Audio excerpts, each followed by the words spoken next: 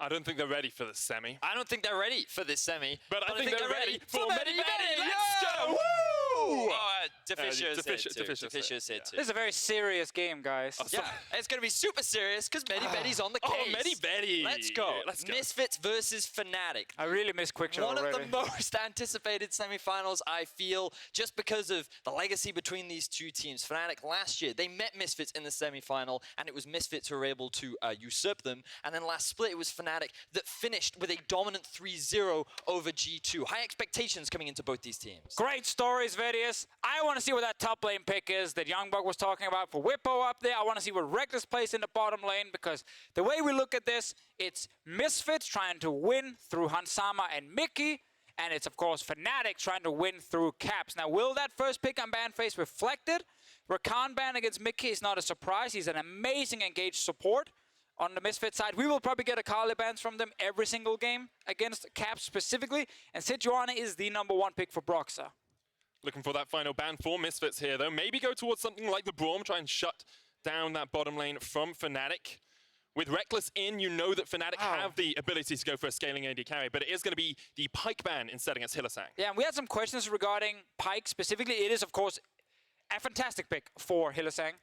But it is also a champ you could gank and actually shut down compared to a Braum Alistar that are harder to deal with in a situation where you want to hard camp that bot lane. But I think it's a respect ban against the best Pyke in the world. Like this from Fnatic, though, they get a jungler that can gank there we go. The Skarner comes out. Now we see the Alistar-Kalista combo coming out from Misfits in the bottom lane. I'm kind of expecting something like an Ezreal or Braum. Pretty safe, pretty difficult to kill. You will lose the push, but Tristana, baby. Tristana is another option.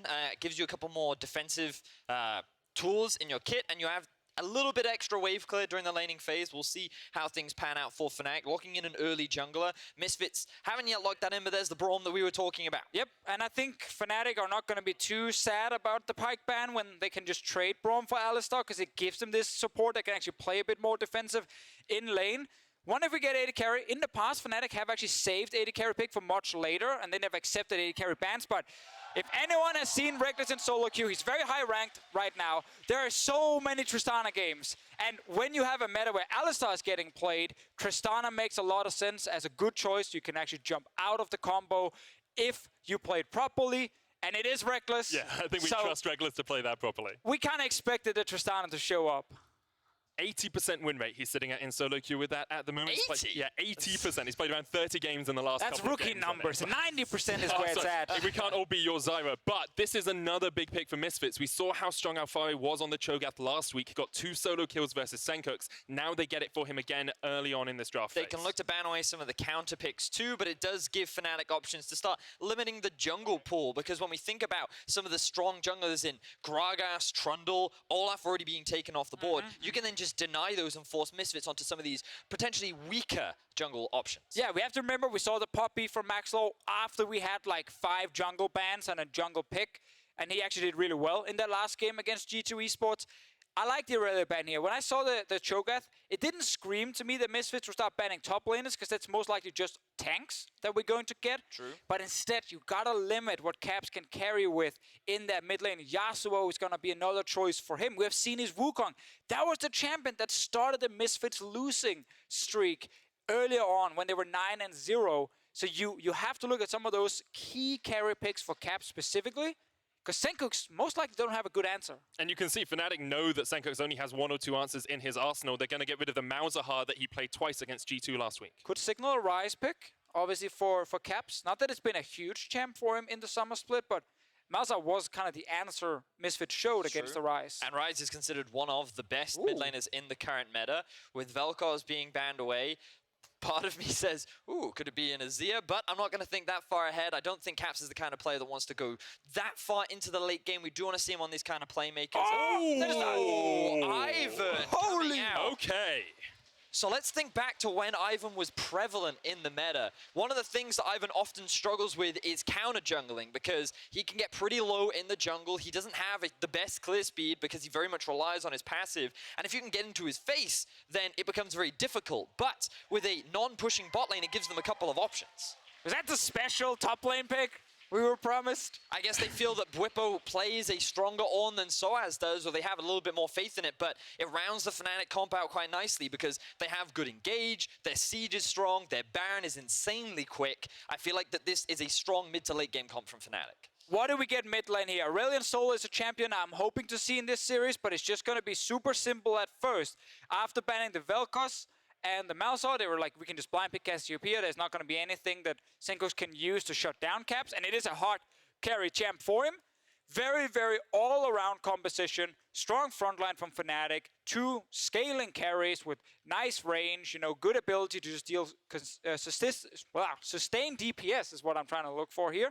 While Misfits on the other side, Ivern pick coming in. First Ivern we have seen in summer here in the EU LCS. Maxwell's actually only played 3 Iverns across the course of his career. This is his 4th. And this should also be the first Ivern we have seen in a major region. Sorry, the second Ivern we have seen in a major region all summer long. It was played once in the LPL, and that's it.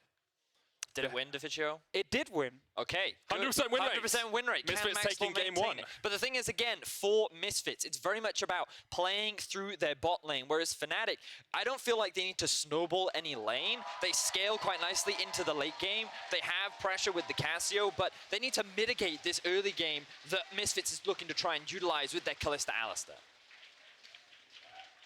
Very intriguing first draft phase here. I'm sure we'll see it develop as we get through this best of 5, but both teams bringing in pre-planned compositions. The Ivern may be a little bit of a surprise for Fnatic. They're going to put all their focus down towards the bottom lane. The crowd is getting excited as they cheer for Fnatic. I wonder if those Misfits chants will come through. Let's get some more insight on that draft as Dracos is standing by with Misfits coach.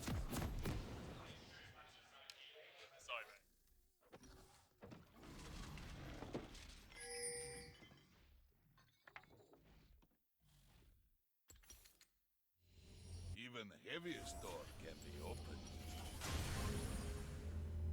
Vengeance is at hand.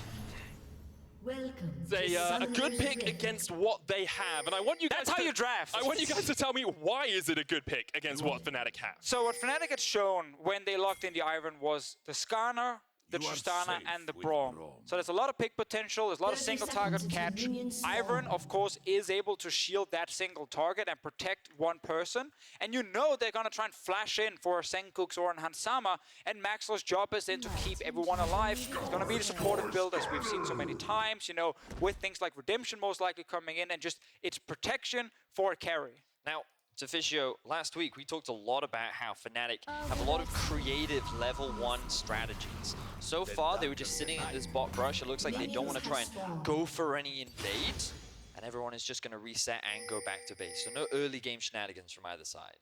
And a very standard Fnatic draft, but again, some surprises from Misfits regarding Ivern, and also the Orianna. I just want to mention the fact that from the quarterfinals, we were looking at Senkux as the guy who would play roaming mid laners. That was going to be his job, or something like a Malzahar, where his job was just to try not to lose lane too hard, and then you bring a suppression ulti for later so you can actually add a lot of value. But he's on a more traditional carry versus carry matchup with the Orianna. It's not a roaming pick, and it's not a super easy to execute champ either. But I also think that it's great into the Cassio matchup. I think you can trade pretty well in terms of the early levels, Definitely just true. because that you outrange the Cassio. But also, you talked about how the Ivern is great for protecting single champions. The Orianna just further facilitates that with the bonus movement speed that you can provide with the W, and the extra shielding that Orianna can give.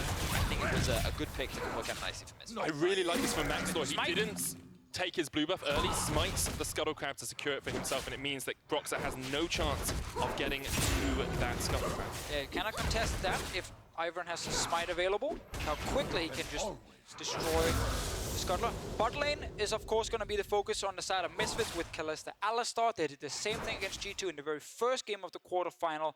And once you actually get enough levels, you can just start hard camping and tower dive Fnatic's bot lane. A lot of focus here from Misfits to get insight onto what Broxah is planning on this Skarner. Remember that so far throughout the quarters and even semis, Skarner is one of those champions that can have a big early game impact if he wants to. And right now he's going for a bit of a skirmish against Max.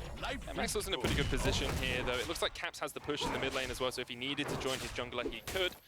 Instead, Boxer will just back away for the moment. We focus so often on this mid lane matchup, Caps versus Senkux. The fact that Caps has been our all-pro mid laner for so long now, and Senkux has been a mid laner that has struggled to really make an impact. And coming into this matchup, expectations were that FNC will look to continue to play around Caps. Now, he is on a big carry, he can still make those big plays, but in terms of the early game, Broxah doesn't need to snowball the Cassio because of how well he can play, but might have to move away from that as we see a gank up on the top side.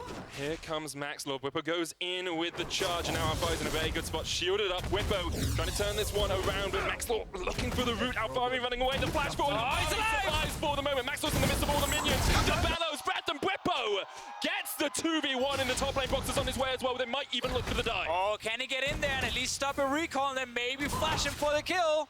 Remember the shield from Maxlord. Boxer, they stop both the recalls. Whippo coming in as well. Cassio on her way up. Cap's going to try and join this fight. Could be a very early dive here from Fnatic. Alphari jumps in. They're trying to turn it onto Whippo. He gets one.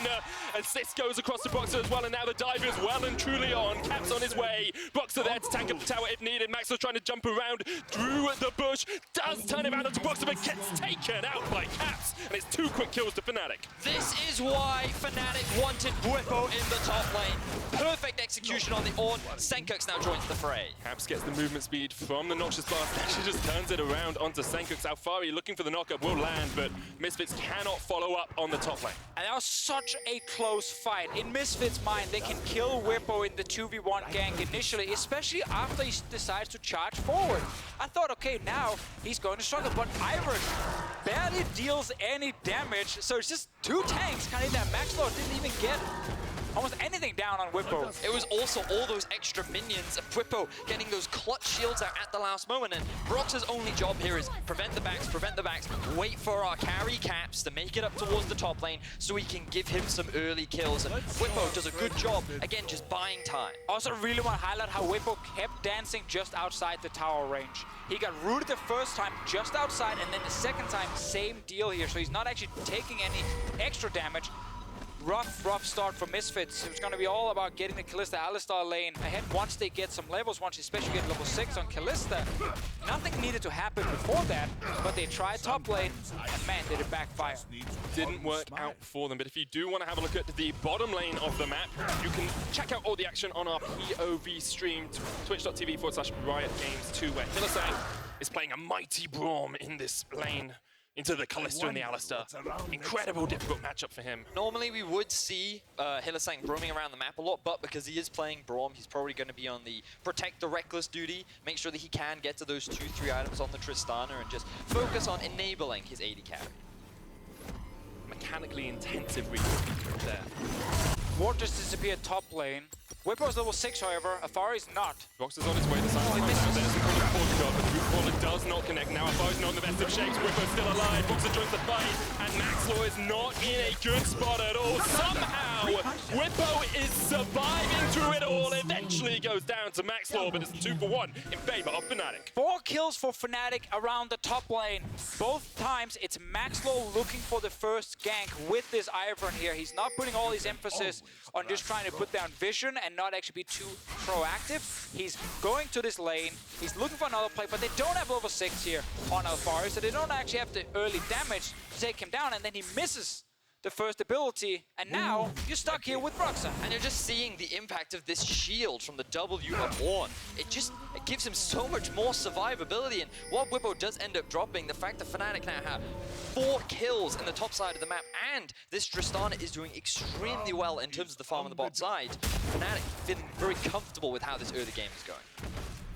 Incredibly good stuff for them. 1,000 gold up, 7 minutes in, and we can see why they brought in Whippo for this Ornn pick. They said they had a top lane pick specifically for him, and they have used it incredibly well. He's definitely been doing well. Keep your eyes on Broxah. It feels like that he's reading the pathing of Maxwell extremely well. He's been there to counter gank every single time he's shown up, and now he's pathing towards the bot side. He feels like Drake could be a point of contention, and he's just making sure that vision is being invested around that side of the map. Now they finally have level 6 on Alphari, so I feel like if you do want to play around top, you can do it now. Yes. Where you actually can get a bit more damage against Whippo, because he's obviously just going to stack magic resistance against what's being, shown here from Misfit's side. But look at the difference in items between the two top laners. Whippo so close to his Abyssal Mask, whereas Alfari only sitting on a Mana Crystal and a Ruby Crystal. Definitely not the kind of performance that Alfari has compared to his GG.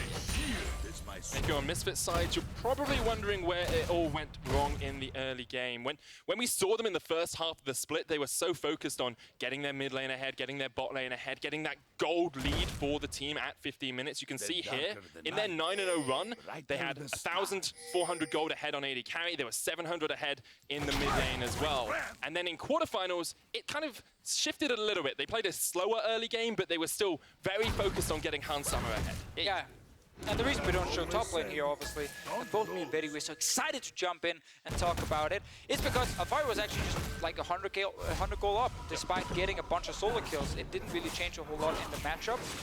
But the fact that it's still bot lane focused, and the early pick Kalista Alistar, just screams to us of like, why are you going top lane trying to make something happen? And then when it backfires, you hurt your entire strategy. And I think what's really interesting about what you can see in the jungle proximity on the bottom is there was a lot of jungle attention around mid, and that wasn't just because Maxwell was ganking mid a lot, it was just that he was working very closely with Senkux to find these kind of leads, whereas in the quarterfinals, that was less of the focus and more of the priority was on snowballing bot side of the map with just the jungler and Hans Summer and mid. And they have level 6 now in the bottom lane for the Kalista Alistar, which means you can tower dive very, very easily. Not only can Alistar tank all the initial shots with his ulti, you can then also get him out of aggro with the Kalista ult. So there's so many ways to now play around this lane.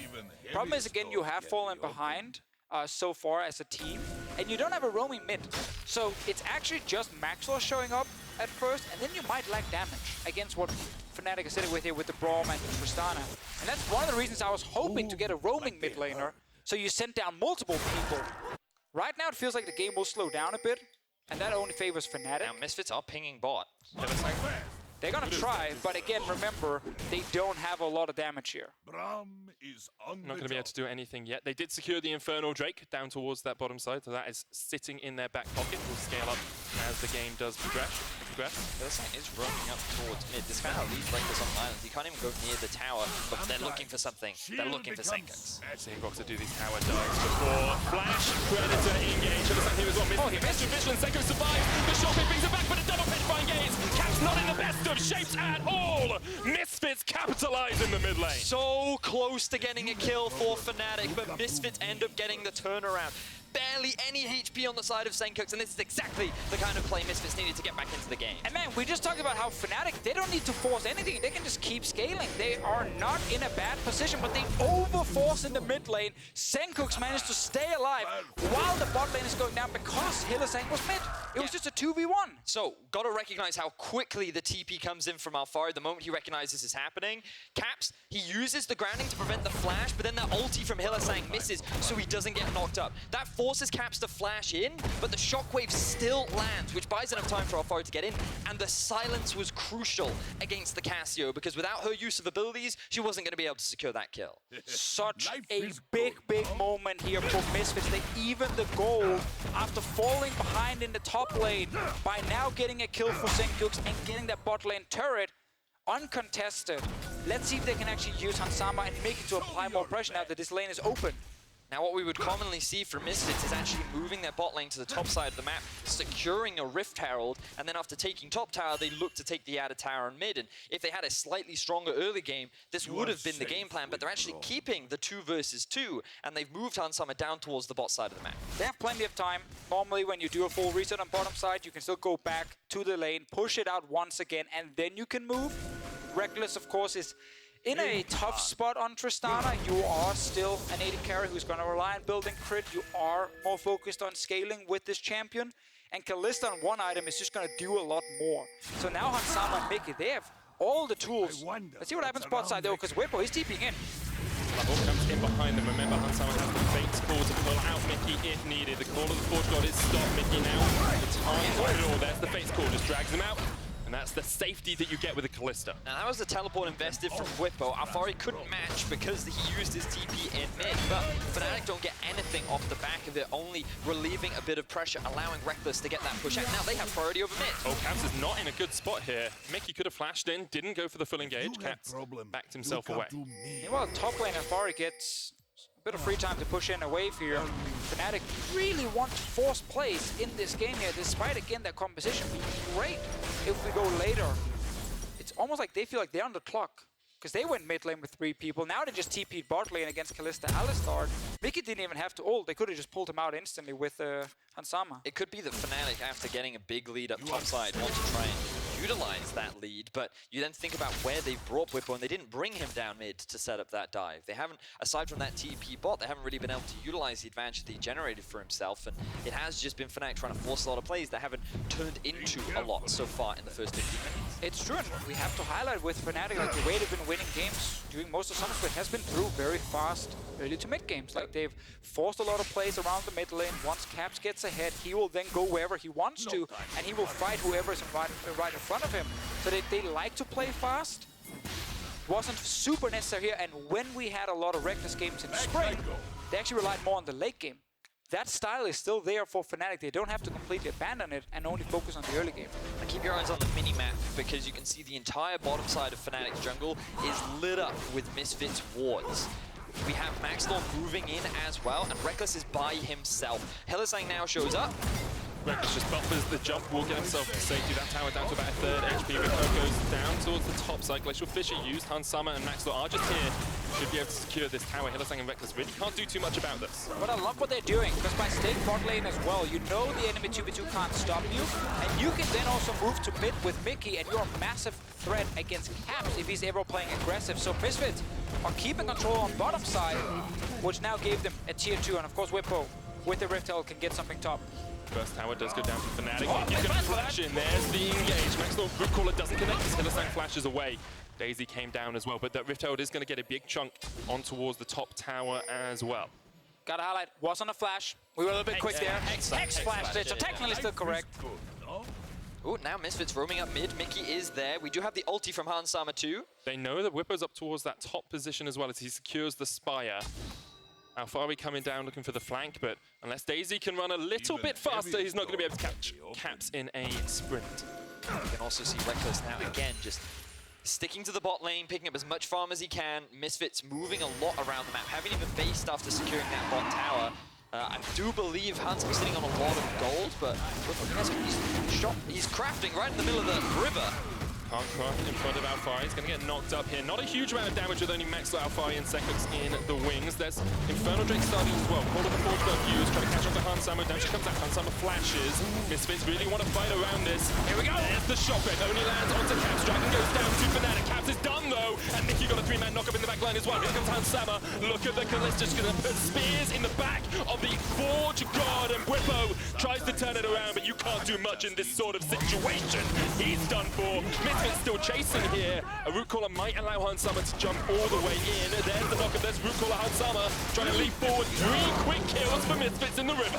Misfits now take the lead in terms of kills as Fnatic lose 3 members. They secured the Infernal Drake, but Misfits are not done there. Let's jump into the replay. So one thing we have to look at is how much damage can Caps deal from a distance. It's hard for him due to the amount of tanks and long-range CC that can land onto him. Alistar combos, Kalista ult, Senkok's ulti from then Orianna. Like there's a lot of things that can actually catch this CP, and that is now the long-range ult from Senkok specifically.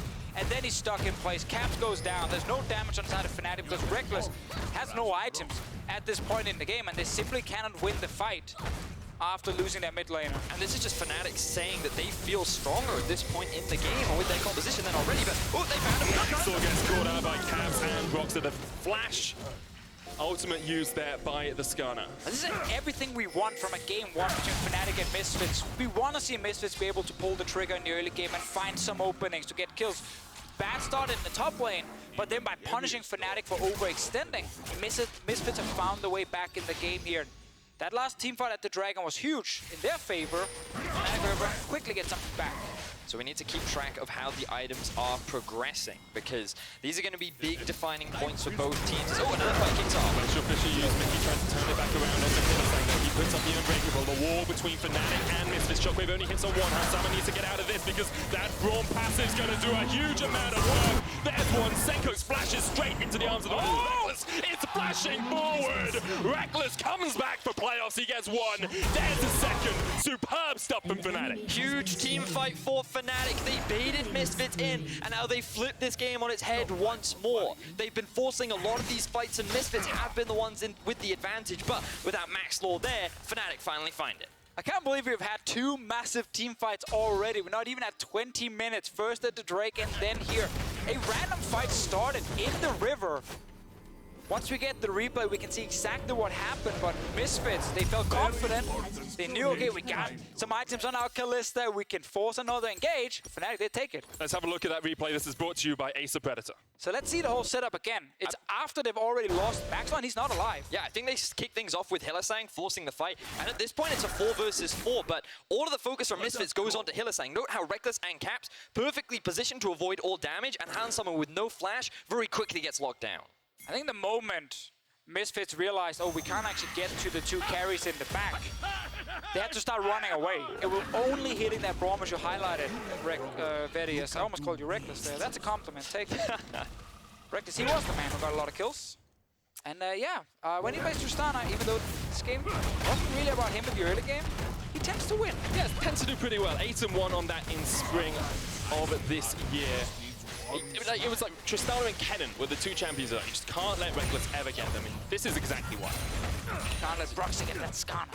1-0-3 now on Reckless. Caps, he has kind of suffered a number of deaths so far this game, but that's okay. He's still outputting decent damage. He's now completed the Rylai's. And you kind of look at this comp and you're thinking, ooh, Fnatic, these big items that they're starting to complete, they should feel a little bit more confident now coming into these team fights. I just want to see how Misfits want to execute the next few fights, because I feel like they have 2 options. They have a lot of ways of actually reaching Caps and Reckless in the back with Alistar and the ulti from Senkuk, so they can try and go for this comp where they want to burst the enemy carries and ignore the tanks. But because you have Kalista plus Ivern, there is also a world where you try and kite back, and you try and outrange Caps effectively, and then once you have enough spears from Hansama, you can kill a tank in the front. Are you going to be able to outrange a Tristana, though? Because she only The later we go, yeah, that's kind of the problem. The later you go, and it feels like right now they have enough damage and CC to try and kill Caps every fight, so they could just go for the backline of Fnatic and use the Kalista ulti very aggressively and not actually to save Mickey. Fnatic now with a 3,000 gold lead, flash engaged. The corner of Fortune as well. Senko pops the shockwave, but he's going to get popped himself. Reckless takes down the mid lane of the Misfits. Very clean dive from Fnatic, and now you can see that with the momentum in their favor, Fnatic are not slowing down. These proactive plays are certainly turning out very favorable for them, and they're getting a lot of control over the top side of Misfits jungle to then set up for the Baron. Reckless jumping forward into an Alistar, and Mickey just has to take the damage. No reply yet from Misfits. Have to see where they go next, because they've gone from being 1,000 gold ahead to now being 3,000 gold behind. Yeah, and it's scary to see how quickly Fnatic then with Hylissang and Whippo here can just force a play. Senkuk's felt safe in the mid lane, just wave playing, and then he gets a long-range Arnold into a Q flash from Hylissang over the wall. Sometimes it's easy to be a carry on the side of Fnatic when you have great support around you, and we've seen that in this game. Let's have another look at this, because as you say, basically Senkux is under his tower when this starts. Yep, and it's just that Bwipo had pushed in bot. Alfari can't really even approach the wave. It allows Bwipo to roam towards the mid lane very quickly. Hylissang flash ultis to set up very nicely, but now Misfits are looking for a play of their own. Still no flash on Caps if he's in the fight, and they can actually get to him first. Reckless can jump out on the Tristana. It's kind of what we're looking for here. Mickey's on his way to the mid lane, so it is 5 versus 5. No one's starting the fight yet. Whippo's ultimate is just about to come off cooldown as well, so they always have the opportunity to make a fight around that. With the Infernal Drake up, Misfits were trying to make a pick before going for the Dragon. Yeah, and we talked about how Misfits, if they want to try and kite back with Kalista, because of Ornn, it feels so hard. His ult is such a long range. No one can really stop it from actually reaching the carries. And you have a Skana running at you with Righteous Glory, you've got Rylai's Crystal Scepter finished on Caps. If Kalista gets pinged by anything, he's not going to be able to get out of the fight. Yeah, Misfits are not able to instantly try and kill one of the carries on Fnatic side. it was almost impossible for Hansama then to have impact in the team fights with the amount of people trying to target him. That's a nice knockout. Hansama coming up from the top lane as well.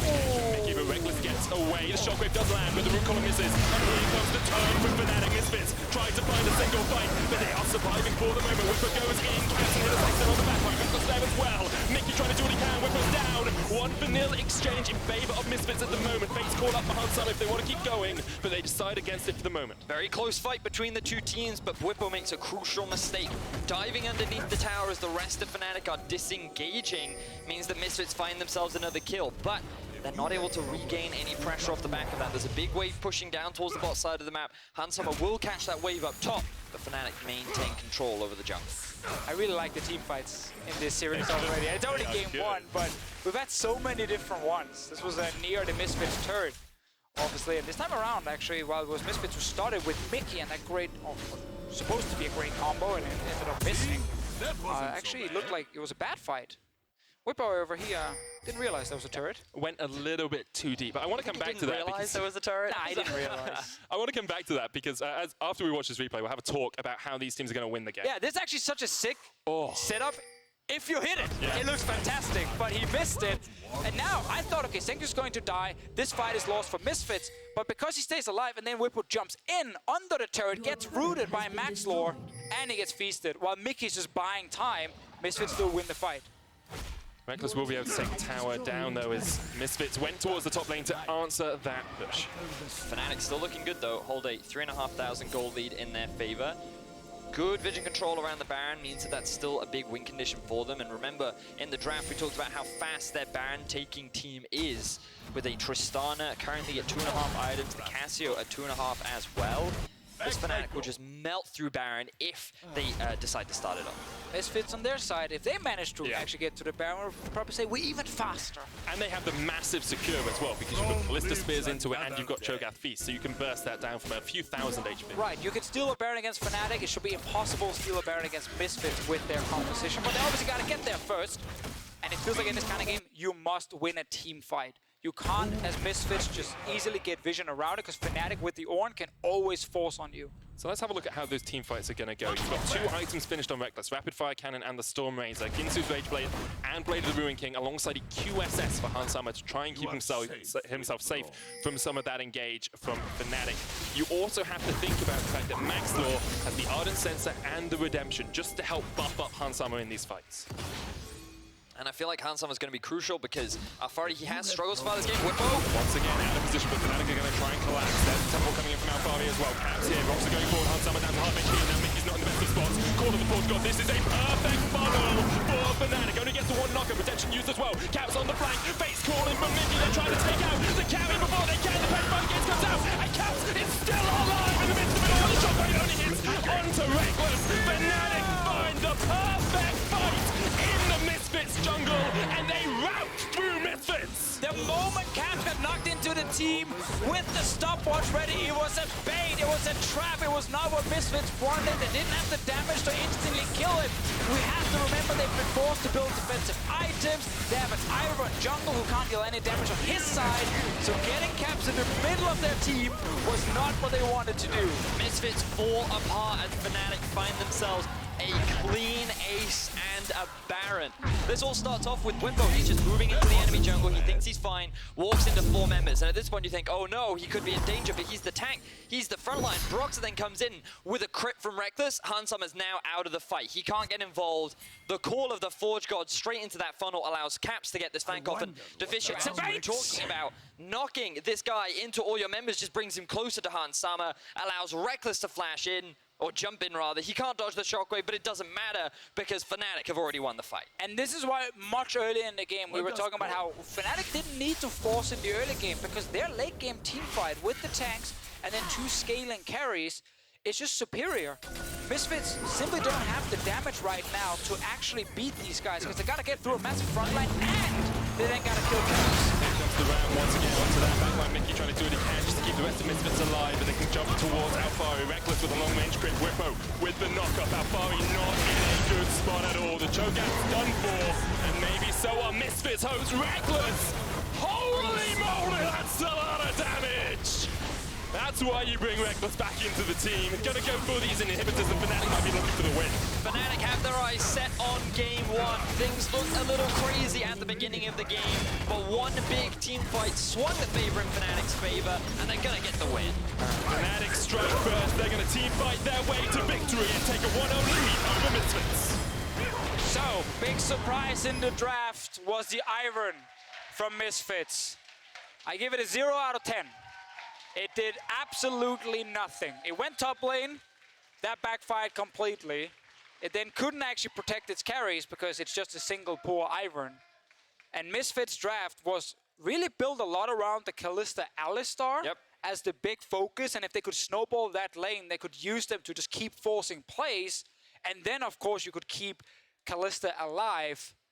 But because all the focus early was top and that backfired, it felt like Hansama never got far enough ahead in the game to be that main carry. Completely agree, and Alfari, he generated absolutely no pressure off on a side lane either. He fell really far behind Bwipo, and we kind of saw the differences in the front line when we got to those fights, because Bwipo was able to soak up a huge amount of damage. His use of the Ornn ultimates was tremendous, and it just felt like that those top lane pressures, there was a big difference in favor of Fnatic.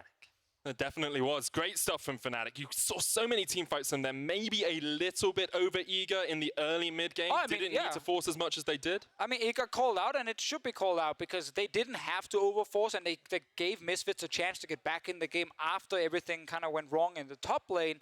But the thing about this Fnatic lineup is they had such a strong scaling comp, and with Reckless here, you have a crit 80 carry.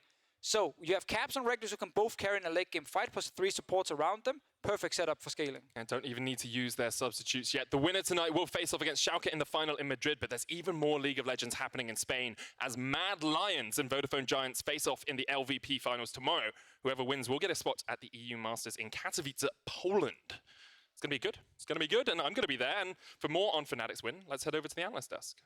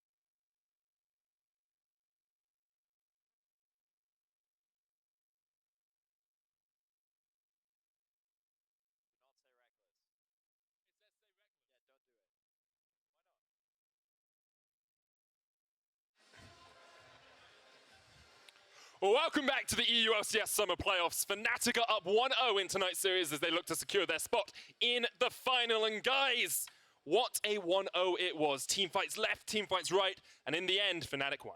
Yes, yes, they did. That's a nice summary. And they did it pretty convincingly towards the second half of the game. But the first half definitely looked a little shaky at times. Yes, they got a big advantage up towards the top side of the map due to some pretty good counter ganks against Maxlor. However, they tried to force a lot of plays that they honestly didn't need to force. And that could have given a big opportunity for Misfits to regain. Well, they did regain a big advantage in the other game. But if you look back at the draft, some problems for Misfits were the fact that one, there was a Skarner that got super fed, and they were forced to build early QSS, made it hard for them to team fight.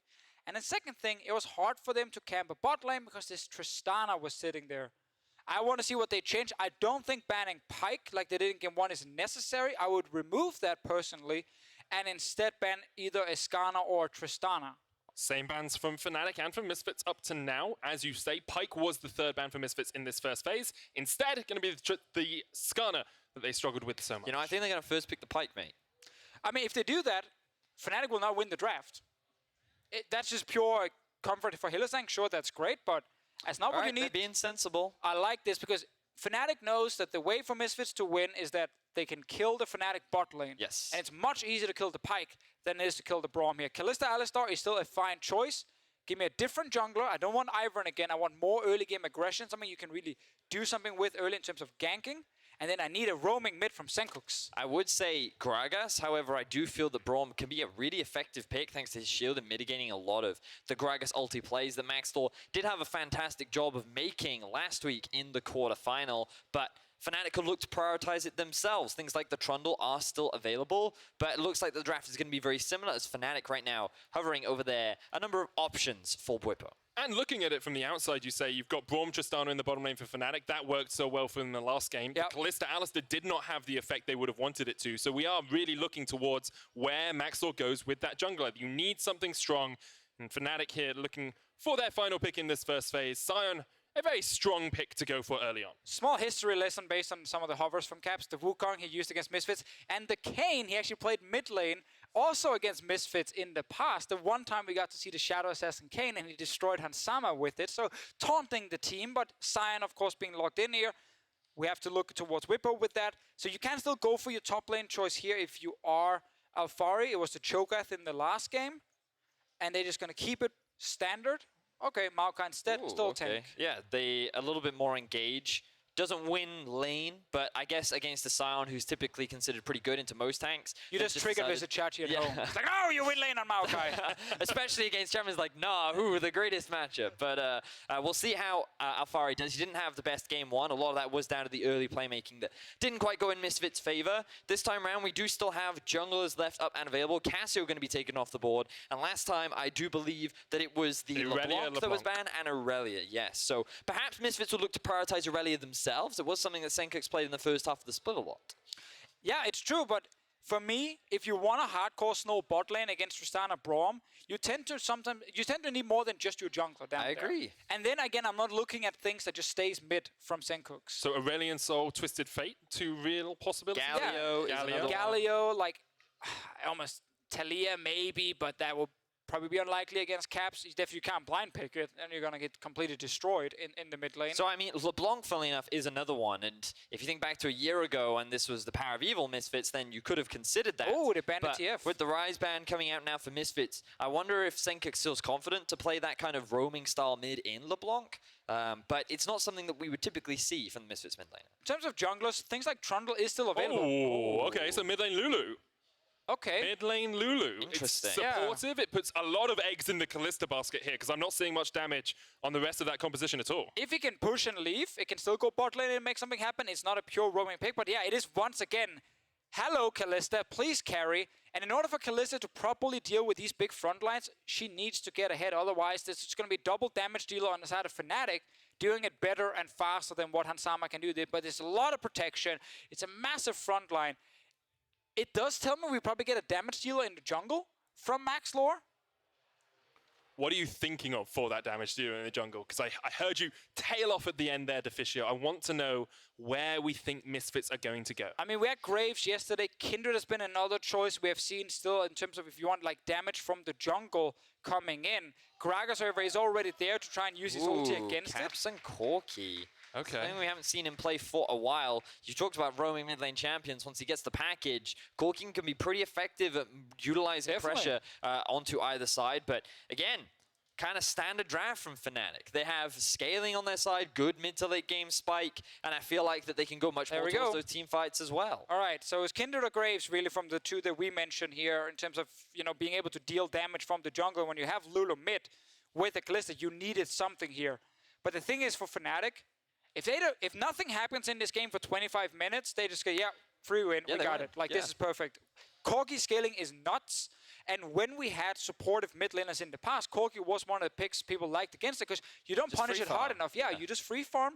And Corki's late game, because he can deal consistent damage, the shielding is just not enough to stop him from carrying. It just surprises me that Misfits are going for this all in on effectively hyper hand slammer. They're just building comps. They did it with Ivern in game 1 to very much protect him. They kind of synergized that with the Orianna too. Now we have the Lulu. Kindred ultimate is pretty good, but at the same time, Gragas has often been considered a pretty solid pick because he can use his ulti to knock out people from the Kindred ult. But again, it's all about early game playmaking bot, which they failed to do in game 1. Misfits, they need to find that success in game 2. So let's see what MaxLaw can do specifically in this game. Last game he played Ivern. He went top lane twice. That gave 4 kills over to Fnatic, and then we didn't see MaxLaw for the rest of the game. And he's one of the most important players on this Misfits lineup. He needs to carry on this Kindred here. And yes, the ulti can be difficult against the Gragas, but everything else should be fine for him with the Kindred. Now, as the teams load onto the Rift, let's head on over to Dracos and Fnatic's coach.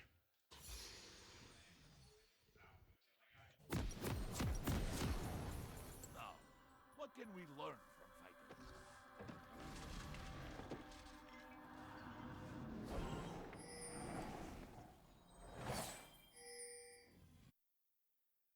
Vengeance is at hand. Thank you very much, Dracos. We are back here on the desk. And in the Rift. And on the Rift. And I have an interesting little statistic for you guys. Hitters. Senkos has played Lulu mid once before this split. He did. It was against Fnatic. It was. When Misfits won. And that was against the funnel comp, though. It was against the funnel comp. And that was also when Misfits invaded 5 members level 1 onto Fnatic's red buff, and that was one of the craziest level 1 shenanigans we've had in Europe. It was incredibly fun. Yes. Caps has not played Corki this split. Don't think Misfits is going to get the same kind of early advantage. You can see Corrupting Potion actually starting for Senkos. Something we've been seeing a lot more on mid lane mages. When you kind of take it into the inspiration tree, you have that extra bit of sustain, which is very much just wave clear, farm, stay alive, get those early items you're expecting in early Ludens. And again, the focus just kind of falls down on towards the bottom lane for Misfits. And if you're not right now abusing this in solo queue to just have a huge advantage in lane because of sustain with biscuits and Time Warp Tonic plus the Corruption Potion, go do it. It's really hard to lose lane. It's really hard to lose lane. But, you know, Deficio, you talked a little bit about it. MaxLaw will be the main one that we keep our eyes on. In game 1, he struggled to have much of an impact, and that was kind of surprising considering when we look back at his quarterfinal performance, he was very significant in the wins for the side of Misfits. Exactly, and especially if you look in the middle, the K+A at 15, like, so many kills happened for Misfits, and he was part of almost every single one of them. Like, it's rare you get these kind of stats. We didn't even die at 15 minutes in 3 games, but he showed up big time. He's on Kindred, he's on a carry. A lot of damage comes from him as well, next to Hansama. So we need a good start from Misfits' side. And once you hit that level 6 in the bottom lane, we know the tower dives with Alistar plus Kalista will be insane. Because as much as MaxLaw did have an incredible impact in quarterfinals, it was on tanky junglers. He played Gragas, Skarner, and Poppy. He didn't play these carry junglers. So we do need to keep our eyes exactly on how he's passing, where he's going. Something you can never forget is the amount of experience that Fnatic just have as a roster. Misfits players, 115 playoff games. Fnatic, that is across their entire 6-man roster, so they do have an extra player in there, but 258, over double the amount of playoff games as the Misfits players. Well, they do have quite the history, given the number of EU LCS titles that they do have. And perhaps with a win over Misfits, they can make their way to the finals in Madrid up against Schalke. But they have to get through Misfits first. Currently leading the series 1-0, and for Fnatic, again, it's very much about scaling. They don't need to force plays in the early game. Both the Corki and the Tristana are very strong at around 2-3 items. Cap's likely going to be rushing for something like the Terrain Force into the Storm Razor, and if we see a similar performance from game 1, Misfits with a bit of extra damage now from the jungle, maybe they can turn these fights around and then snowball. But the emphasis falls on Misfits to create these early game plays. This actually kind of reminds me of the Summer Split playoffs. It's obviously a slightly different Misfits lineup, but we had a Misfits team that surprised us in the playoffs. You know, they managed to actually beat Fnatic. They shut them down through the mid lane, and they went into a final against G2 Esports. And it was the same story where G2 would draft scaling, like Fnatic has been doing today, and Misfits had to try and find ways to win the early game, but they struggled to do it and they lost 3-0. We have to see if this is a repeat. The only thing that actually is kind of similarity is the fact that Youngbuck is on the side of Fnatic now. He was obviously on the side of G2, and when we look at the Fnatic way of playing the game with Reckless, it is a lot about late game team fighting. It's how they will win against every single team in Europe if we just base it on the players and the carries they have. So can Misfits actually snowball early game properly against a scaling comp? I think it's the caliber of players that Fnatic have. One of the things that we've said consistently throughout the regular season is just every member on this team is performing at an extremely high level. 3 members of the All-Pro team were from Fnatic. Now, Reckless jumps in. Hylissang uses him as a conduit. Mickey looking for knockback here. Concussive blows is going to land. There's the stun. Teleport coming in behind them, but Fnatic are going to answer with one of their own. Oh, it's done! And Summer gets first blood, and here comes Alfari. Teleport cancelled by Whippo. Incredible stuff for Misfits. They get their bot lane ahead. It's so important. They didn't even need to gank the lane. It was Broxah walking into the lane from Fnatic. He thought to himself, oh, Kinder's just going to farm right now. I can try and get my Tristana lane ahead and stop this Misfits early game from actually getting any sort of snowball in their favor. But by him walking mid, we saw Reckless jumping in. Braum then wants to jump to Reckless, but the whole thing ended up being slightly delayed, and then Mickey actually stays alive. Hylissang trying to keep the minions around here. Doesn't he stand down? He's going to die. He tries to freeze the minion wave and gives away another kill. That's a 3-0-0 Han Summer 5 minutes into the game. Who needs your jungler? He's going up top lane now. Don't need your jungler at all to gank the bottom lane. He can go up towards top instead. Now, last time we saw Maxwell gank this lane, it did not work out well for them. Whippo got the 2v1. Can't connect with the decimating smash. Teleport coming in from Caps, trying to turn this one around if they can. But Whippo is so low. He's done. Here comes Caps. Maxwell trying to dodge around. Dodges the Phosphorus bomb. The knockback from Alfari as well. Caps is low. Broxah flashes in, gets one. Now Alfari's trying to keep Broxah underneath the tower. He'll get one in return. Caps isn't going to go for the full dive, and Alfari still pretty healthy underneath this tower. Oh, Caps is still staying around, trying to hit him.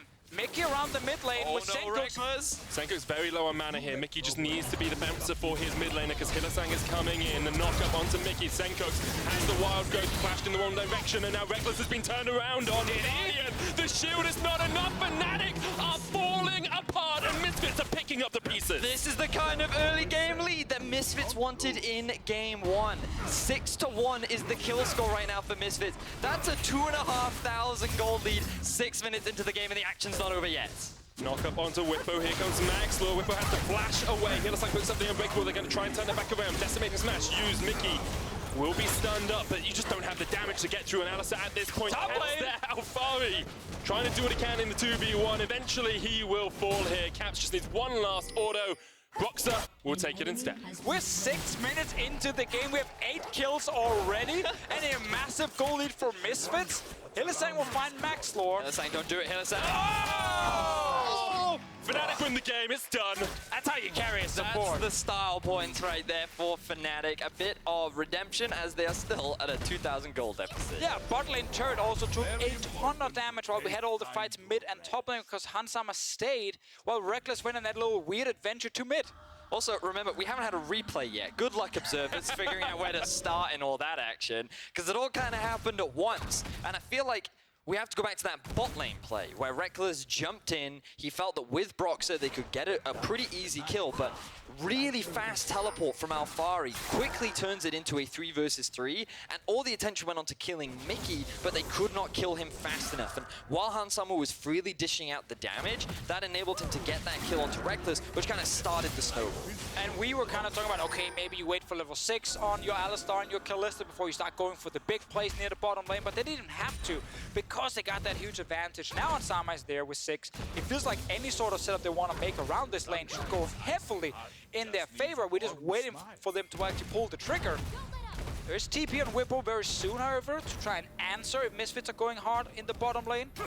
Otherwise, Misfits can just grab this turret and do what they did last game, where they start pushing this bottom lane really far towards Fnatic's base. So now we see Misfits with that bot lane lead. Bilgewater Cutlass already finished on Hansama. Whippo is down here. He knows that the triple dagger on Reckless is not enough to face against Hansama and Mickey. And no TP from Alphari. So it's 4 members of Fnatic. We have Caps on his way with the package as well. It's a 5-man play. Kindred's on his way as well, though. Has that No package, but he's here. No package. They're going. It's here! You know how you kill a team. You go when they can't engage together. 2v3. Misfits come out on top. Hylissang and Whippo tried to come in, but they weren't able to make it. Here's the jump across the wall. The chase from Mickey. Caps. Valkyrie's away. Now Whippo and Hylissang and Reckless are coming up. Mickey not in the best of places. Can use the blast code to try and get himself away towards that mid lane. Caps can still chase. Meanwhile, in the top lane, Alphari is still pushing in. No teleport on him. Fnatic, they want to find something, but Mickey's the one to go in. Caps locked up, gets away. Here's Reckless, jumps across the wall. Lamps effort, keeps them all alive. And now here's the team fight in the river. Whippo's going to step forward, trying to be the man for the moment for Fnatic, but he cannot quite connect. He's done. And once again, Misfits turn Fnatic's aggression against them. Fnatic keep trying to force these fights. It's exactly like game 1, but this time, Misfits are snowballing things out of control. 3,000 gold lead in their favor. Hansama has 5 kills. With 9 minutes in the game, that's a kill more than a kill every 2 minutes at the moment for Hansama. Broxah, okay. no flash. Senkuk's there, Maxwell on the chase. Broxah's going to try and get away the ignite. Final shot! Goodbye, Gragas. 9-2 in favor of Misfits. And listen, so much credit to Misfits for taking these fights and winning them this time around. But man, Fnatic, you have scaling. Now, you don't need to do this. This ward in the river was clutch because Fnatic were coming for a 5-man dive, but Misfits responded perfectly. They immediately go towards the 2-man flank. They get themselves some quick kills, and then they go for the chase. But the fight's not even over yet, Deficio. No, we're now gonna get Mickey, who looks like he's caught out, but he actually gets back to his team. And now Fnatic are saying, okay, this outside's low, we can take him down, but there is a Kindred ulti. There's the wild growth as well to buy more time. Mickey's still not even level 6 and he just soaks up so much damage. Then Whippo, rather than trying to run away, he actually walks back towards the team. He ends up splitting himself apart from Fnatic, and then they end up giving away another kill. And sometimes we've talked about Fnatic being a team that is always on the aggressive, always hitting that go button, and they need a voice just to bring them back a step. They need someone like Soaz just to say, okay guys, take a step back. Whippo and Caps have been very aggressive in this game. It has not paid off for them yet. Fnatic are going to be able to get the top tower. They're going for Rift Herald as well. Misfits down towards the bottom side looking for a tier 2. And again, it's not just one game they're doing this. We saw it last game, we saw it during the regular season. They keep forcing. But once you draft so much scaling on your side, and the enemy team seems to have a very simple win condition, which is get that 80 carry ahead, you really don't have to do too many things on side of Fnatic, but they are looking for the plays. It has completely backfired. It's all on Misfits now to snowball this game. Look at the mid lane. Look at all the people that are gathering around Caps and Senkuks. Reckless coming in from the top side of the river. Mickey was coming in through the bot as Maxwell steals away some of the camps. They don't want to force anything, though. No vision here. Hylissang steps forward, spotted by the Sentinel. Hansama flash away from Hylissang. A great explosive cast. They're going to try and turn this one around with the Glacial Pitcher. Senkuk's coming in from the side as well. Ouch.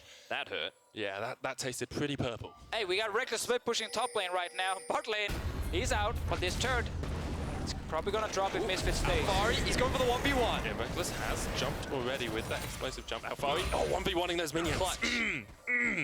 Mid lane instead. Yep. This game is so much action. We have to roam from Misfits on the bottom side. It's Alistar plus Kindred coming. They will force Fnatic back, but there's a lot of damage on the turret, and Misfits did not stay bot to take the tier 2 yet, but Hansama is there. He should be able to get it. Okay, we also see Hansama alone in the 1v1. We've got 80 carries versus top laners on both sides of the map, but people from Misfits are roaming down towards the bottom lane. Now, will they look for a kill onto Whippo? He does have the flash. I think they're just focused on the tower. It's a tier 2 they are taking. 12 minutes into the game. Mid lane, Fnatic are going to push up. They've got Reckless and Broxah coming across from the side as well. Yeah, right now Fnatic actually getting quite a lot out of this trade here because they were never going to win on the bottom side to stop Hansama. So the fact they can get a mid lane turn with the Rift Herald and then a second push is very nice for them to at least try to stay somewhat in this early game. But they're so far down, and Hansama should be able to walk into that next fight and just hard carry for his team. Pace of the game has slowed down ever so slightly. It's been a whole 3 minutes since we last got a kill. It's just a monumental amount of time, but it gives us a moment to check on these AD carries. Hans Sama has the Blade of the Ruin King, the recurve bow, and the Berserker's Greaves completed. Reckless only has the Greaves, double dagger, and a longsword. You can see that the Training Force has been completed, though, for Caps. The kind of shining light of the team who hasn't died yet and has hit a pretty solid spike. So if Fnatic want to go for skirmishes now, then maybe they'd be in a slightly better position. But it might be too little too late as Maxwell's completed his jungle item. Sunkooks is very close to reaching that level 11 point where that wild growth will be that much more impact. Exactly, and no one on Misfits needs to build a QSS this time around because they banned away that Skarner that was so annoying for them in the last game.